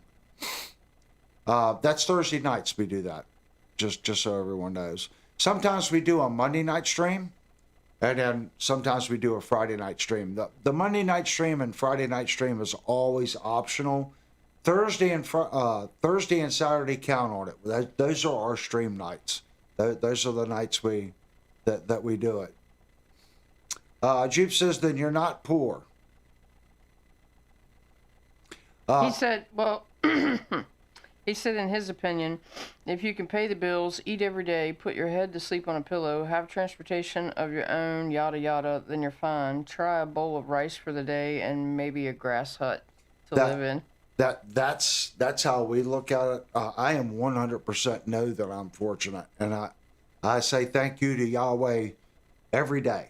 If you guys don't know, I'm an Adventist, and I still play hair music. I find common ground with my beliefs and music, if that makes sense. I try to be a good father. I try to be a good worker. I want to bring money home for the family. I try not to spend money unwisely and then turn around and go, oh, well, we're freezing. We don't have money for fuel. And that doesn't mean that we don't make bad mistakes. Sometimes a water heater went out on us, I guess it's about 2 years ago or something. And we had just purchased some things and it hit us and we were like, well, we'll be fine. We'll take money from here and here. We'll make the payments. I forget what it was we bought. Then the water heater died. And it was kind of like, my Toyota truck just last month. It was so funny. I was talking about how crappy Toyota had become. And it wasn't 2 weeks later, my truck explodes. It had 75,000 miles on it. It's not the Toyota your father had. That's right. I had to buy another truck. And another truck meant our bills went up each month. So you're right. As long as you can keep your head afloat and you can put food on the table, and you keep in mind what's important, and that's family, I think you're a winner. That's probably the most important part. Just kind of remember what you have. And you could ask Linnell. I tell her I love her every day. You know, I know how fortunate I am to have what I have. And that's why I get up every morning. Even when my legs hurt, I get up and I go to work. That's what I have to do. Because if I don't do that, then we don't have what we need here. And there's people that depend on me. Not just here, there's people down in the city that I work with that depend on me. So, and I think if you view it right, it gives us something to strive to become better at. Whether it's work, whether it's family, being a husband, being a dad, whatever it is. Music. If we put our mind to it, I don't think there's really anything that we can't accomplish if we choose to do it. That's the key. You have to choose to want to do it. If you've been playing guitar and you're just not getting there, surround yourself with people that are higher, more elevated musicians and pay attention to them. And really crack down. Really crack down on not goofing off on the guitar, but watch people that are better or people that you feel you want to be like as far as their style. Watch them play, and practice. But don't let that interfere with things that may cause problems at home. If you're young and you're in school, first thing's schoolwork. Second thing is hobby. If you're out and you're trying to make a living, you have a family, first thing is family. Then work on the side. And I try to do that. And we get a lot of guitars that come and go here for service. And sometimes I just get burned out between YouTube and work and working on guitars and then trying to have time to be Avery and a family. You got to make it all work. My advantage is Linnell's into pretty much everything I'm into. She's into motorcycles. She's into guitars and music. So that helps tremendously. Because if I want to go to Shenandoah Music, she's going to be into Shenandoah Music too. She likes to go look at the guitars. If I want to go to the Harley shop or the Honda shop, or I want to go to Bikes and Breakfast, sure, okay. Because she's into that too. If that makes sense. That's why it's nice to have a partner that has similar things. You don't want to be exactly the same. You got to have someone that thinks differently, that also respects the way you think. And then you try to meet somewhere in the middle. Mikey said twice the price. I made that joke I sent the one wing rack back and I had two wing racks. I'm like, why have just one wing rack when you could have two wing racks for twice the price? You laugh at that, but if we really stop and think about it, Linnell has a blue RGA. I didn't really need to buy my RGA. I mean, I did. We had a great playing RGA here. So there's things that we could do, okay, that would have helped the channel more. Instead of me buying that RGA, I should have bought maybe a better camera. We already had an RGA. But I wanted an RGA to hot rod. And that's part of the fun of music. Like Devastator taking this guitar, he was like, I love the guitar, I'm going to buy one, I'm going to hot rod it. I think that's part of it. It's not just the playing, it's buying an instrument and making it yours. Well, whatever that is. If there's something, oh, thank you so much, Jude. Whatever that is that you like, and you're like, I just can't find it on any guitar in the store. I'm going to buy this one, and I'm going to put X on it, and it's going to be my guitar. I get it. Potentially works. So who's the better cook? Linnell is a better cook. I'm a good cook. I'm more of like the, what do you call the country cook? Like today, I just made sausage gravy. Don't tell my Adventist friends, it's not turkey sausage either. I like to cheat. I made sausage gravy. I make meatloaf. Bunch of other stuff. But I do dishes too sometimes. Do I do it a lot? No. Linnell does, I'm going to say 95% of the cooking here and the cleaning. Okay? That's the relationship we have.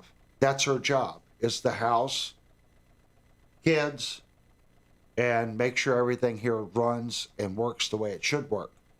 My job is to go bring enough money to make sure she could do her job and keep a roof over her head. Together, when I get up, I have clothes to wear to work. Okay? Together, when she goes to go to Walmart, she has money in the bank to buy groceries. I hate when people go, what do you mean she doesn't work? That's a job. Doing what they do is a job. We need to stop and think it's a much better life. It's a better life for your kids to live simpler and have the mother or the dad. I'm not saying it should always, if you're a woman and you can make six figures and you got a stay-at-home dad, I don't have a problem with that either. If that's the way you guys want to make it work, and that works best. I've only known one fella that was a stay-at-home guy, and he was a good dad mom, but his wife made stupid money. That's the arrangement they had, and he did his job. She did her job.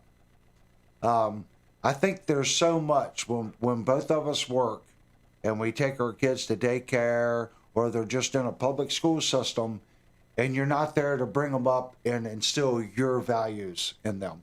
Our kids have been homeschooled. They have our values, our thoughts.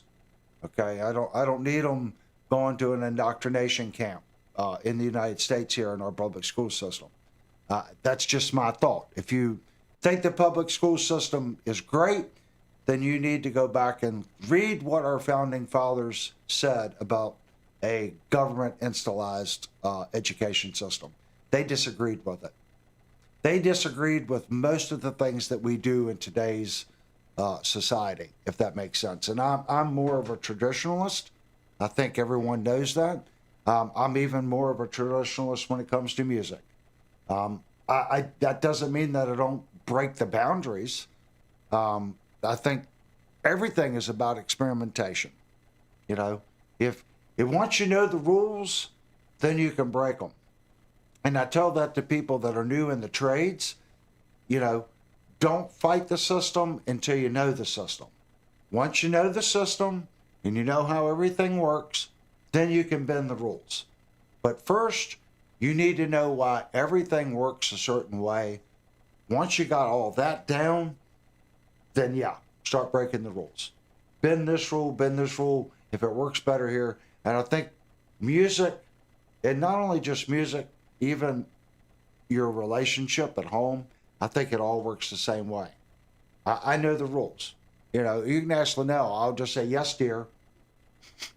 That's what I do. She'll say something, yes, dear. I know that's my place. I'm not going to say I'm just, yes, dear. That's the end of it. But I learned that the hard way. I learned that, oh my gosh, thank you so much. I learned that the hard way. I went through a pretty nasty divorce, in my life. Nasty one. And I look back on it, I wasn't the best dad husband. I wasn't. I was trying to work in the city, and it was in one of my last bands, and I was playing the guitar, spending money that we didn't have, playing in bars. Just wasn't a good man, I learned the hard way, and that what doesn't mean it was all me. We just didn't too young. I always tell people, just like playing guitar. I look back when I played guitar and I was young. I was like, wow, I did this and I did that.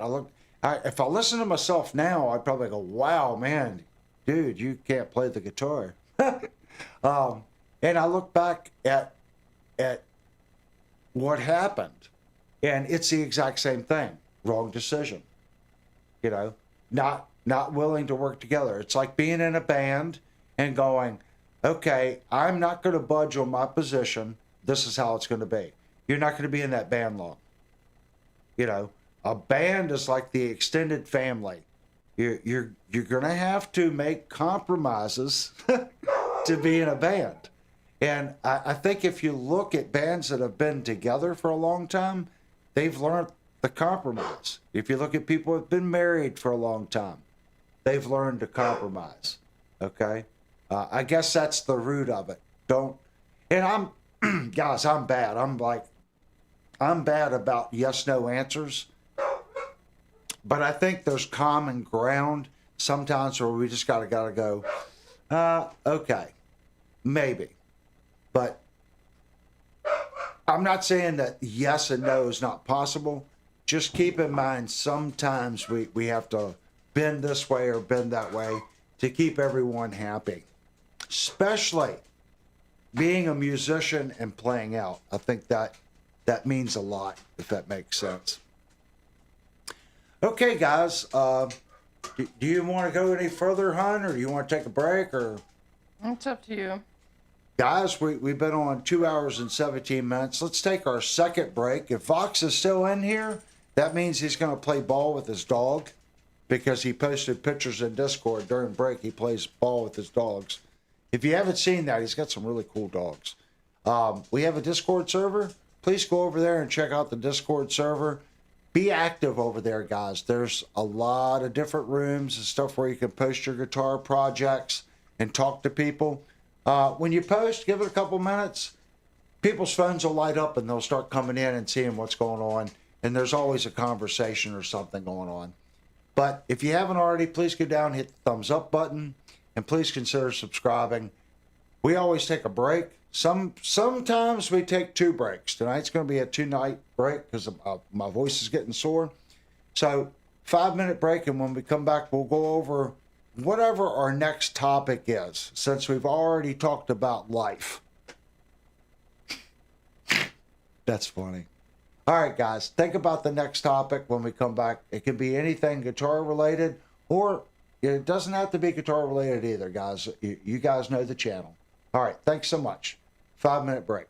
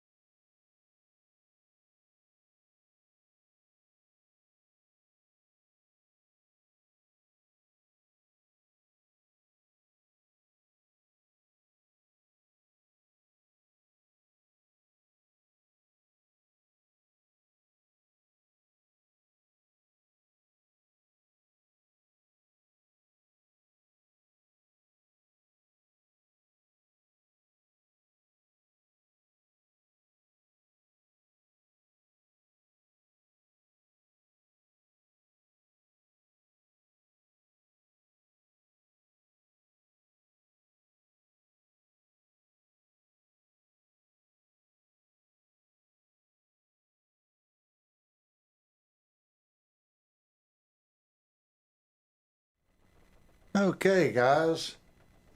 You can see Woofy Doo come to visit us.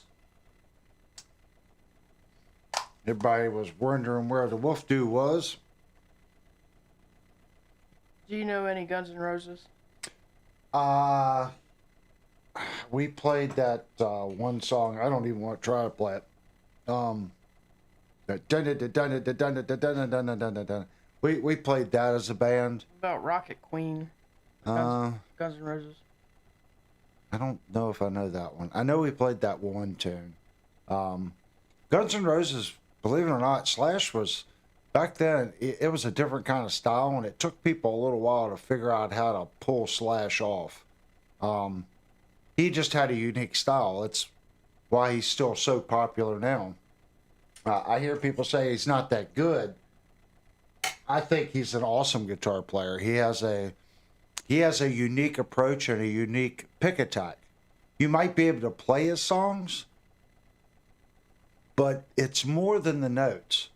When I say you listen to people that can pull him off, they're able to emulate that style and attack and aggression that he has when he plays. Devastator said, "Welcome to the jungle, Avery." Yeah, welcome to the jungle. Yeah. We played what was popular at the time. I haven't played most of those songs in a very long time. We played, what was it? Again, I don't, you guys are going to laugh. We played some Huey Lewis and the News. I just don't remember. It was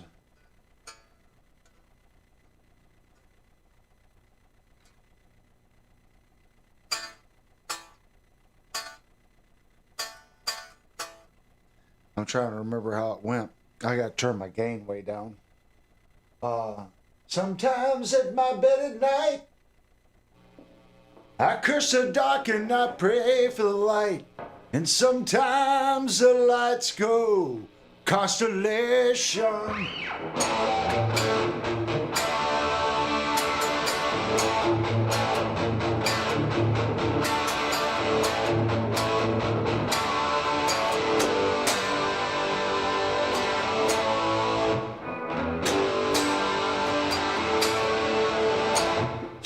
Something like that.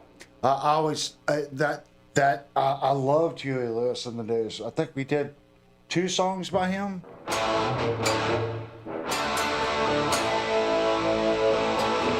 Don't you know me? I'm the boy next door. The one you find so easy to ignore. Is that what I've been fighting for? I don't remember it. Used to love playing that song. There was just something about it. Sometimes it's not about, I wasn't a big Huey Lewis and the News fan. When the main singer brought it up, I'm like, Huey Lewis? He's like, oh man, they're awesome. People will get into it. I'm like, Huey Lewis? And I forget what the name of that actual song is. The first time we played it out, I'm like, guys, that's a winner. Because everybody, the guys, the girls, everybody liked that song. And even the people that just kind of sat there like bumps on the log, they would turn around and bob their head. You know, and that was a song that I really liked. You know, after he played it out 2 or 3 times and I saw the reaction we got everywhere, even if we were playing in a biker bar, that song went over well. I liked playing it just for that reason. There was a couple other songs. We did Hootie and the Blowfish. I don't really remember too much about Hootie. STP, did a lot of STP stuff. What was it?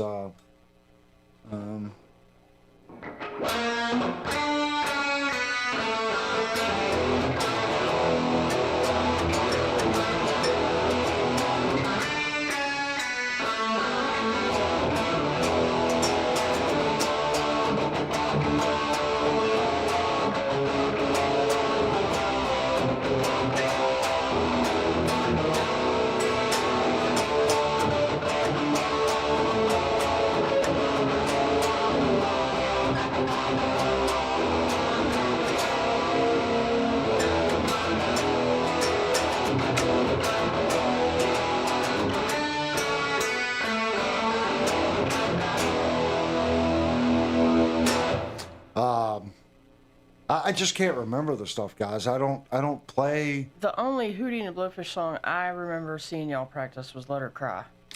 Yeah, we did Let Her Cry. I don't even remember the chord structure in Let Her Cry. Let the tears fall down like rain. Let her cry.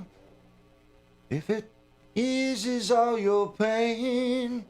I just don't remember, guys. When I started YouTube, I had picked up the guitar about a year before that, playing again. Did you play any Jane's Addiction? Not that I remember, but that doesn't mean we didn't. There was a lot of songs. I just knew that song. And the reason, guys, I didn't never make it was just retention. I had a bad retention problem. It would be songs that we played constantly, and it would be on our main set list. I'd get up and they'd write out the set list. I'd get halfway through the set and I'd look down and was like, I don't know that song. No, I've never played that song. And they were like, hey man, you start the song. I'm like, I don't know that song. I was bad for it. And I'd hear the first two notes. I'm like, oh, that song. You have to, I've said this many times, you have to be a whole package. You have to have just monster retention skills to be a professional musician. You actually, you have to have the look, you have to have the right attitude, and that attitude is dependent on where you're playing. And you need to make it work. Attitude is not just attitude as being like a frontman, but an attitude to make it work. Some nights you may have to lay back a little bit depending on the crowd. Some nights they want you got to be a little crazier. You have to be what they want you to be, but at the same token, you still have to have the attitude to work well with your bandmates. I think I was good at that. My issue was retention. Some would say in the later part of me playing out, when I went from really being semi-pro to just playing local again, it was attention to learning the material, because I had already kind of given up on music and I was working full-time in the city, and I would practice maybe once or twice a week and then have band practice once a week. And then we were playing out like every other weekend. And I already knew that it was something that I was doing for fun. And I would learn what a lot of guitar players do. Half but learn the song and go, okay, I got it good enough. I got it good enough to go in and practice it with the band. And the guys I was playing with at the time, that was not acceptable. They were younger and they wanted to really make a go of it. And I had no interest. I had already, been playing out and just wasn't for me type thing. I was doing it for fun because I liked music. After that band, I didn't pursue music again and I stopped playing. And it changed me as a person. Music is in you. So even if you stop playing, you're going to be tapping the steering wheel. There's a certain attitude and creativity a musician has. We're artists, whether you're just creative, you're out of the box thinker. This is what most musicians are. We're out of the box thinkers, creative, and sometimes that's a good thing, and then sometimes it's not a good thing. It depends on how you apply it. A lot of people, would tell me, oh, you're an out-of-the-box thinker. So, yeah, music teaches us to be that way. So, oh, we've got to learn this scale. How far can I play outside that scale and bring it back and still make it work? That's what we do. We don't want to sound like the guy next door. We want to have our sound. So we're going to push it. We're going to go outside that comfort area, and we're going to push, and hope that we end up with something that someone wants to listen to. That's why I say if you're a musician, you're creative. You've got to be creative, but you also have to be responsible enough to practice. And I don't practice. My practice, I hate to say it, is playing in front of you guys most of the time. I try to devote 2 nights a week, maybe an hour, of just sitting here and doing dumb things. Whether I have to turn this back on. And it doesn't have to be anything that makes sense. It's just got to be practice.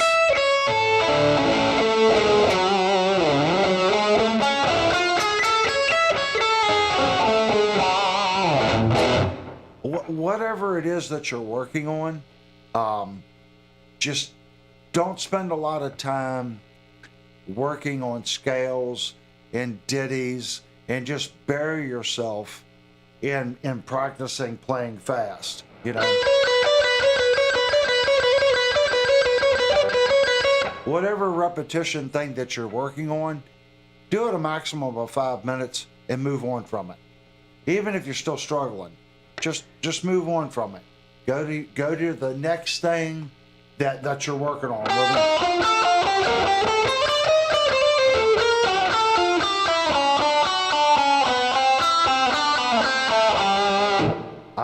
I constantly do triad repeats like that. You can hear it in my playing.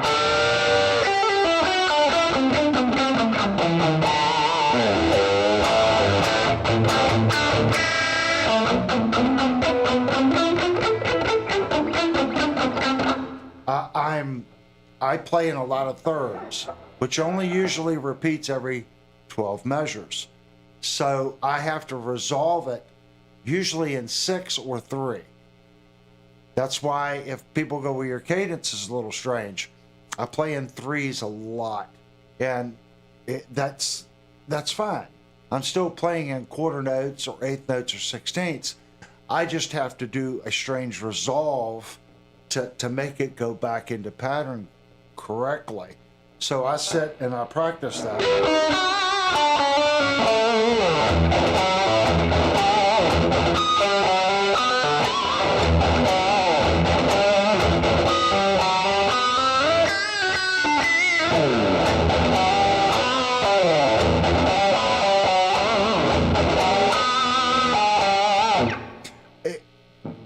It has a different sound because I'm not playing in pairs or 4s.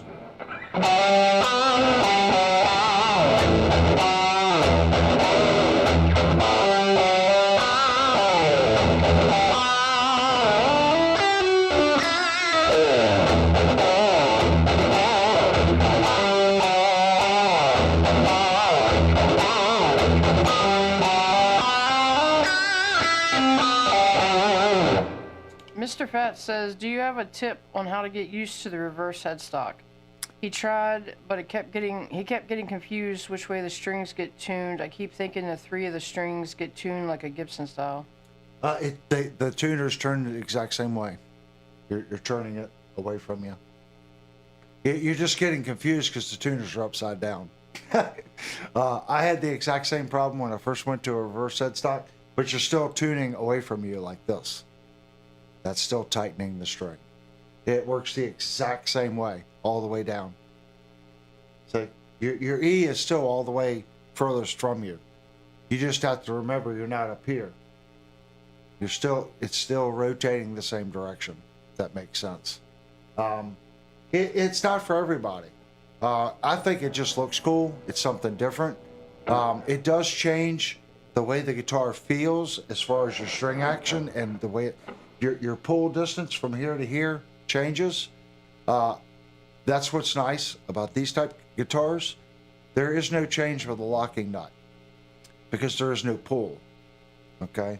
Now, if you take a reverse headstock on a guitar like this with no locking nut, you're going to feel a difference in the tension.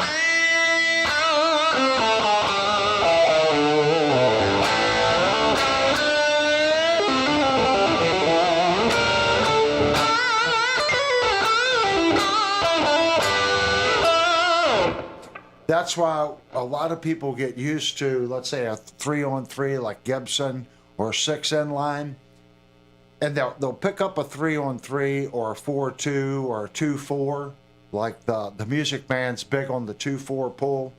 The reason they're doing that is they're changing the pressure, okay, on the pull when they're using the locking nut, okay? A lot of times what you guys feel in the guitar is that pull distance, okay? You'll also see guitar manufacturers back here where it goes over the saddle and then goes into the body for string through. Some of them will change how far that rake angle is and the distance. That also affects how the string feels. You just got to kind of go, when you find one that you think plays really easy, look at the headstock and the pull at the headstock and then look at the tailpiece. The advantage of guitars like this, none of that really applies because the string is locked here and the string is locked here. So the pull is taken out of the equation.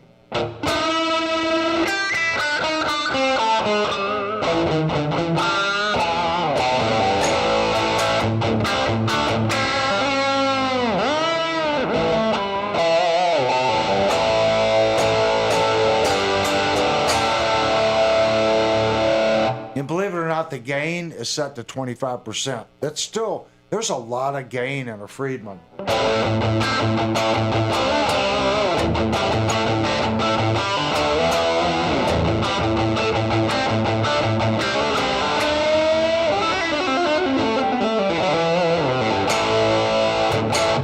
If we take that and we add a little more saturation to it.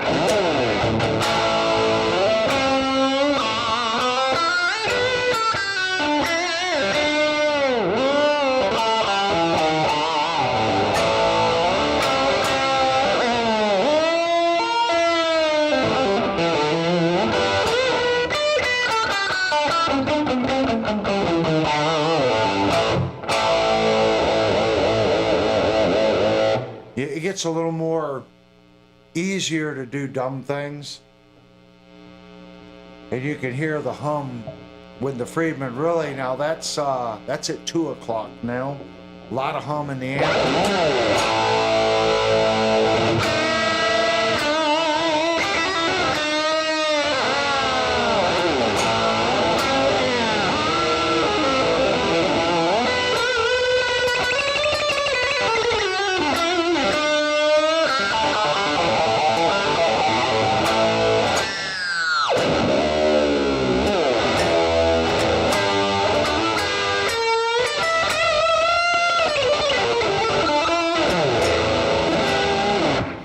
You get you can get stupid when you put a lot of gain in the amp. It makes it to where it'll hide some of your mistakes. That's why you hear a lot of people really oversaturating. And I'm not going to say you're messing up by doing it. If I'm learning something, I want to feel that I'm progressing a little bit. So I'll add, like, let's say I usually play like right here. I usually play at about 11%, at 11 o'clock gain. So this is my normal setting.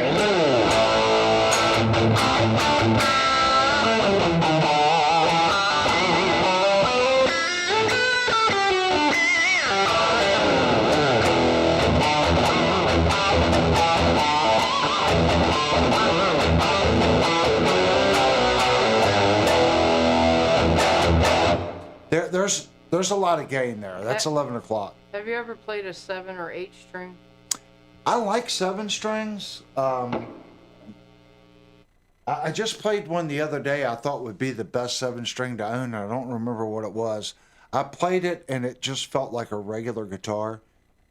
I've had a Jackson JS7. That was a Schecter at Shenandoah Music. Was it a Schecter? Yeah.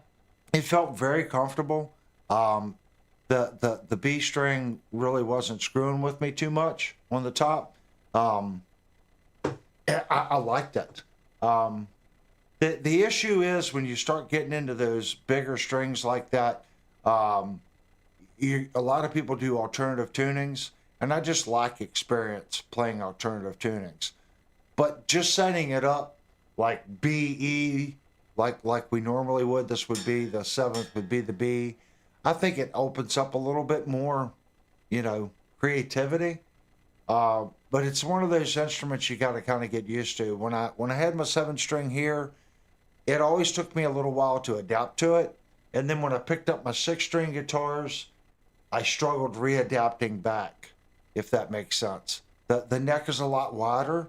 So if you watch me play, I cheat. I put my thumb up a lot. So I think if you're a more disciplined guitar player and you keep your thumb behind the neck, I think you'll have less problems going to the 7, 8, or 9, or a 10-string guitar.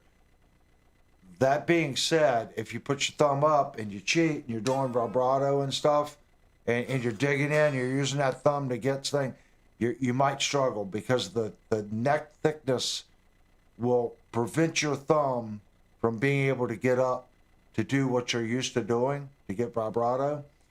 And you'll definitely feel it on your higher notes, especially like here. So instead of your thumb being like that, it's not going to be back like this because the neck is considerably wider. It's just little things that I've seen, but I think they're cool. I looked at an 8-string one time, and I always pick, when I'm at the store and Lindell's like, oh, it's a 7-string, it's an 8-string. I'm like, yeah, you're right. I can't play a 6-string, so why am I looking at a 7-string? The people at the store will laugh when you say things like that, but you need to pick, and if you can do it, that just means that you are more disciplined and a more refined musician than I am, okay? Don't let my struggles prevent you from doing something. I'm just letting you know this is the struggle that I had when I was playing them. And it's bad. They're bad habits. Well, should you even call them bad habits? Some of the world's best guitar players put their thumb up. But if you want to get technical, people say keep your thumb, square back on the back of the neck, perpendicular.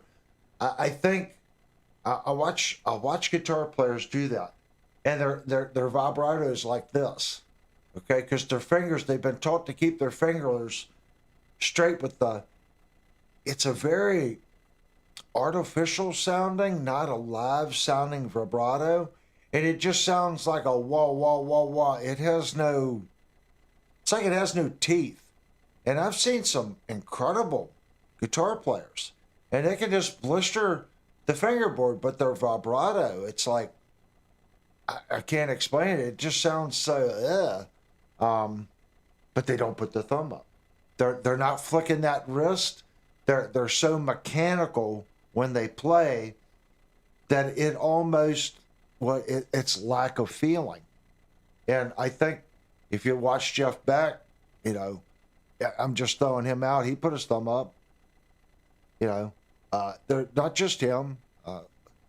I can't think of I guess the easiest way, think of one of your favorite blistering, talented guitar players that never put their thumb up.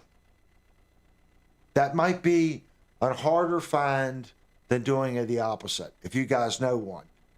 Most of these guys will stick their thumb up here or there. They might be very disciplined and they're back there doing this.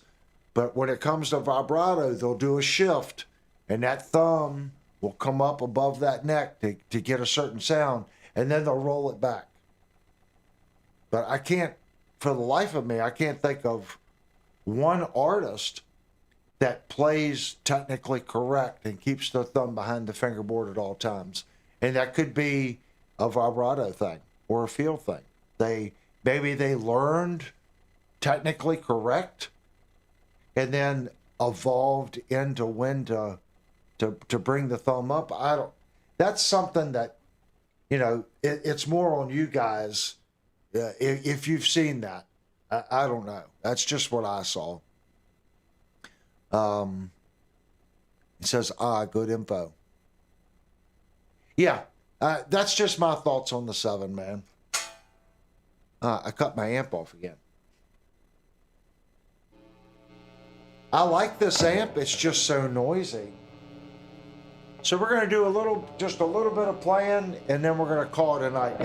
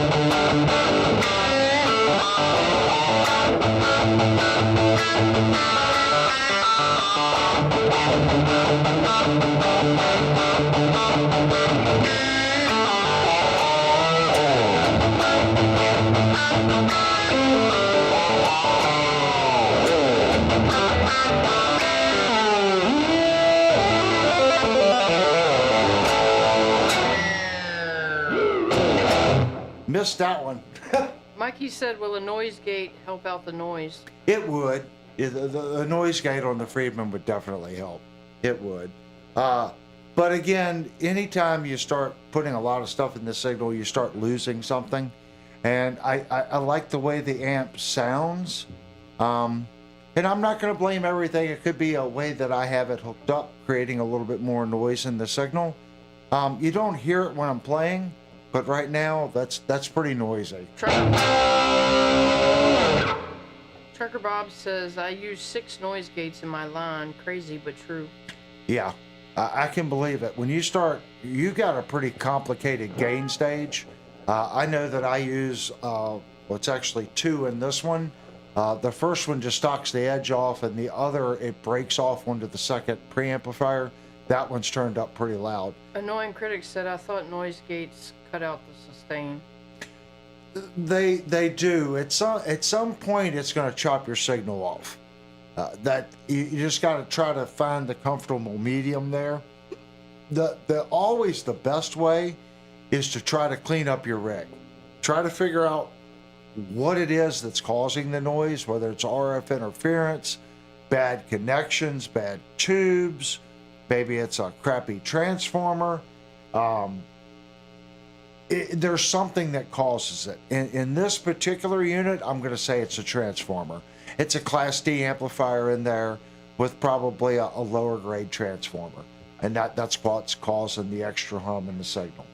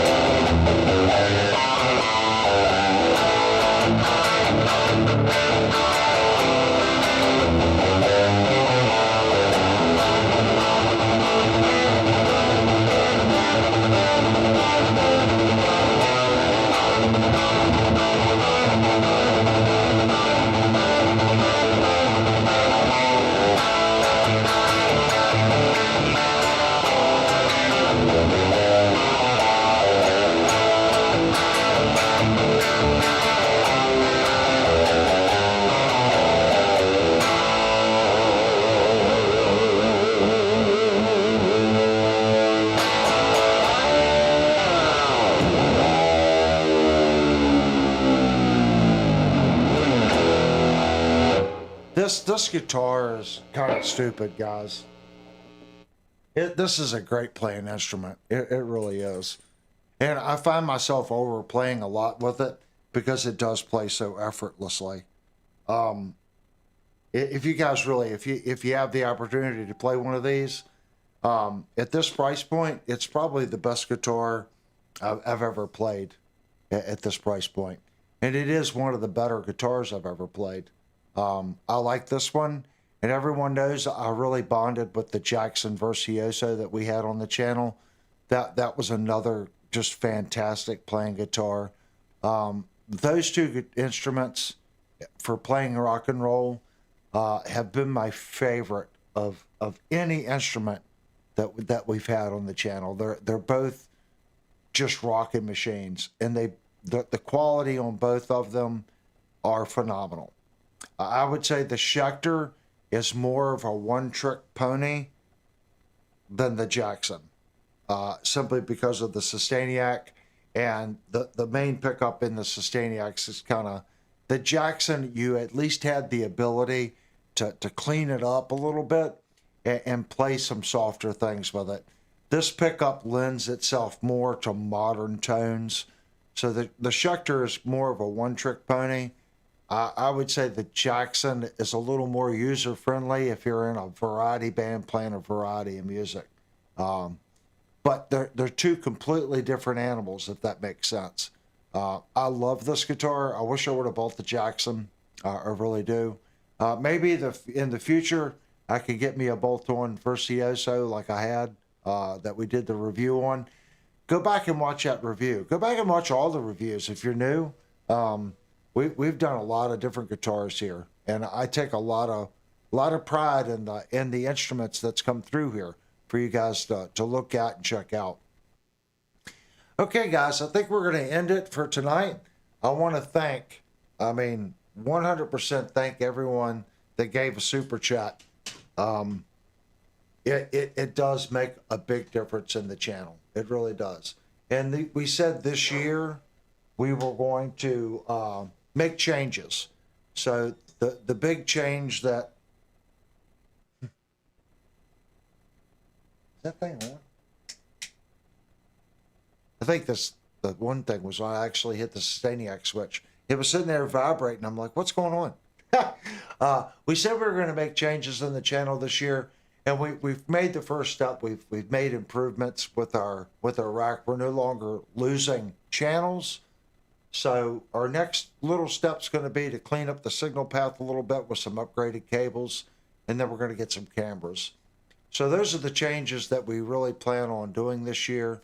In anything that you guys would like to see the channel do, okay, that I'm not doing, please put in the comments after the video. You come back.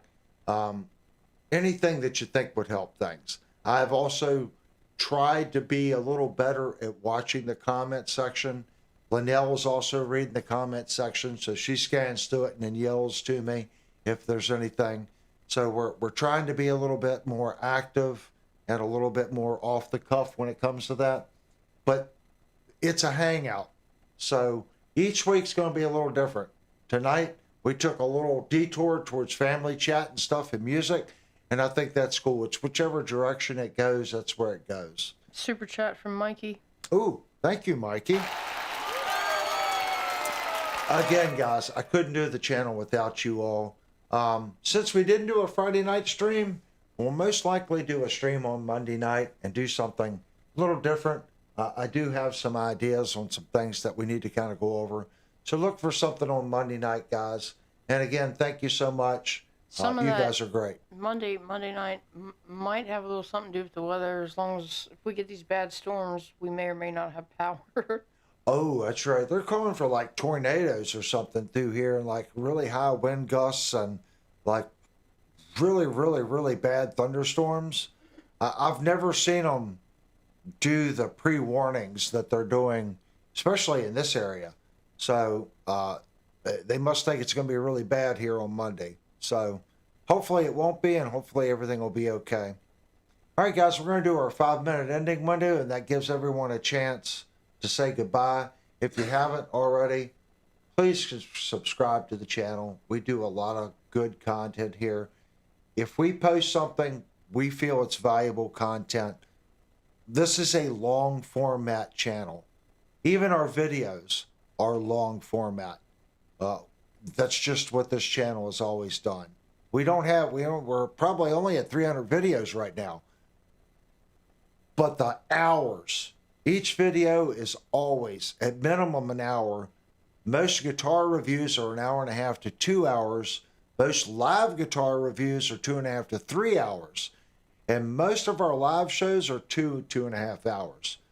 So hour-wise, we have more content than most. It's just not in 15-minute segments, if that makes sense. So go check out some of that stuff. You might find something that you like, especially working on guitars. There's a lot of content on working on guitars. All right, guys, thank you so much, and hopefully see some new faces in Discord. All right, guys, thanks.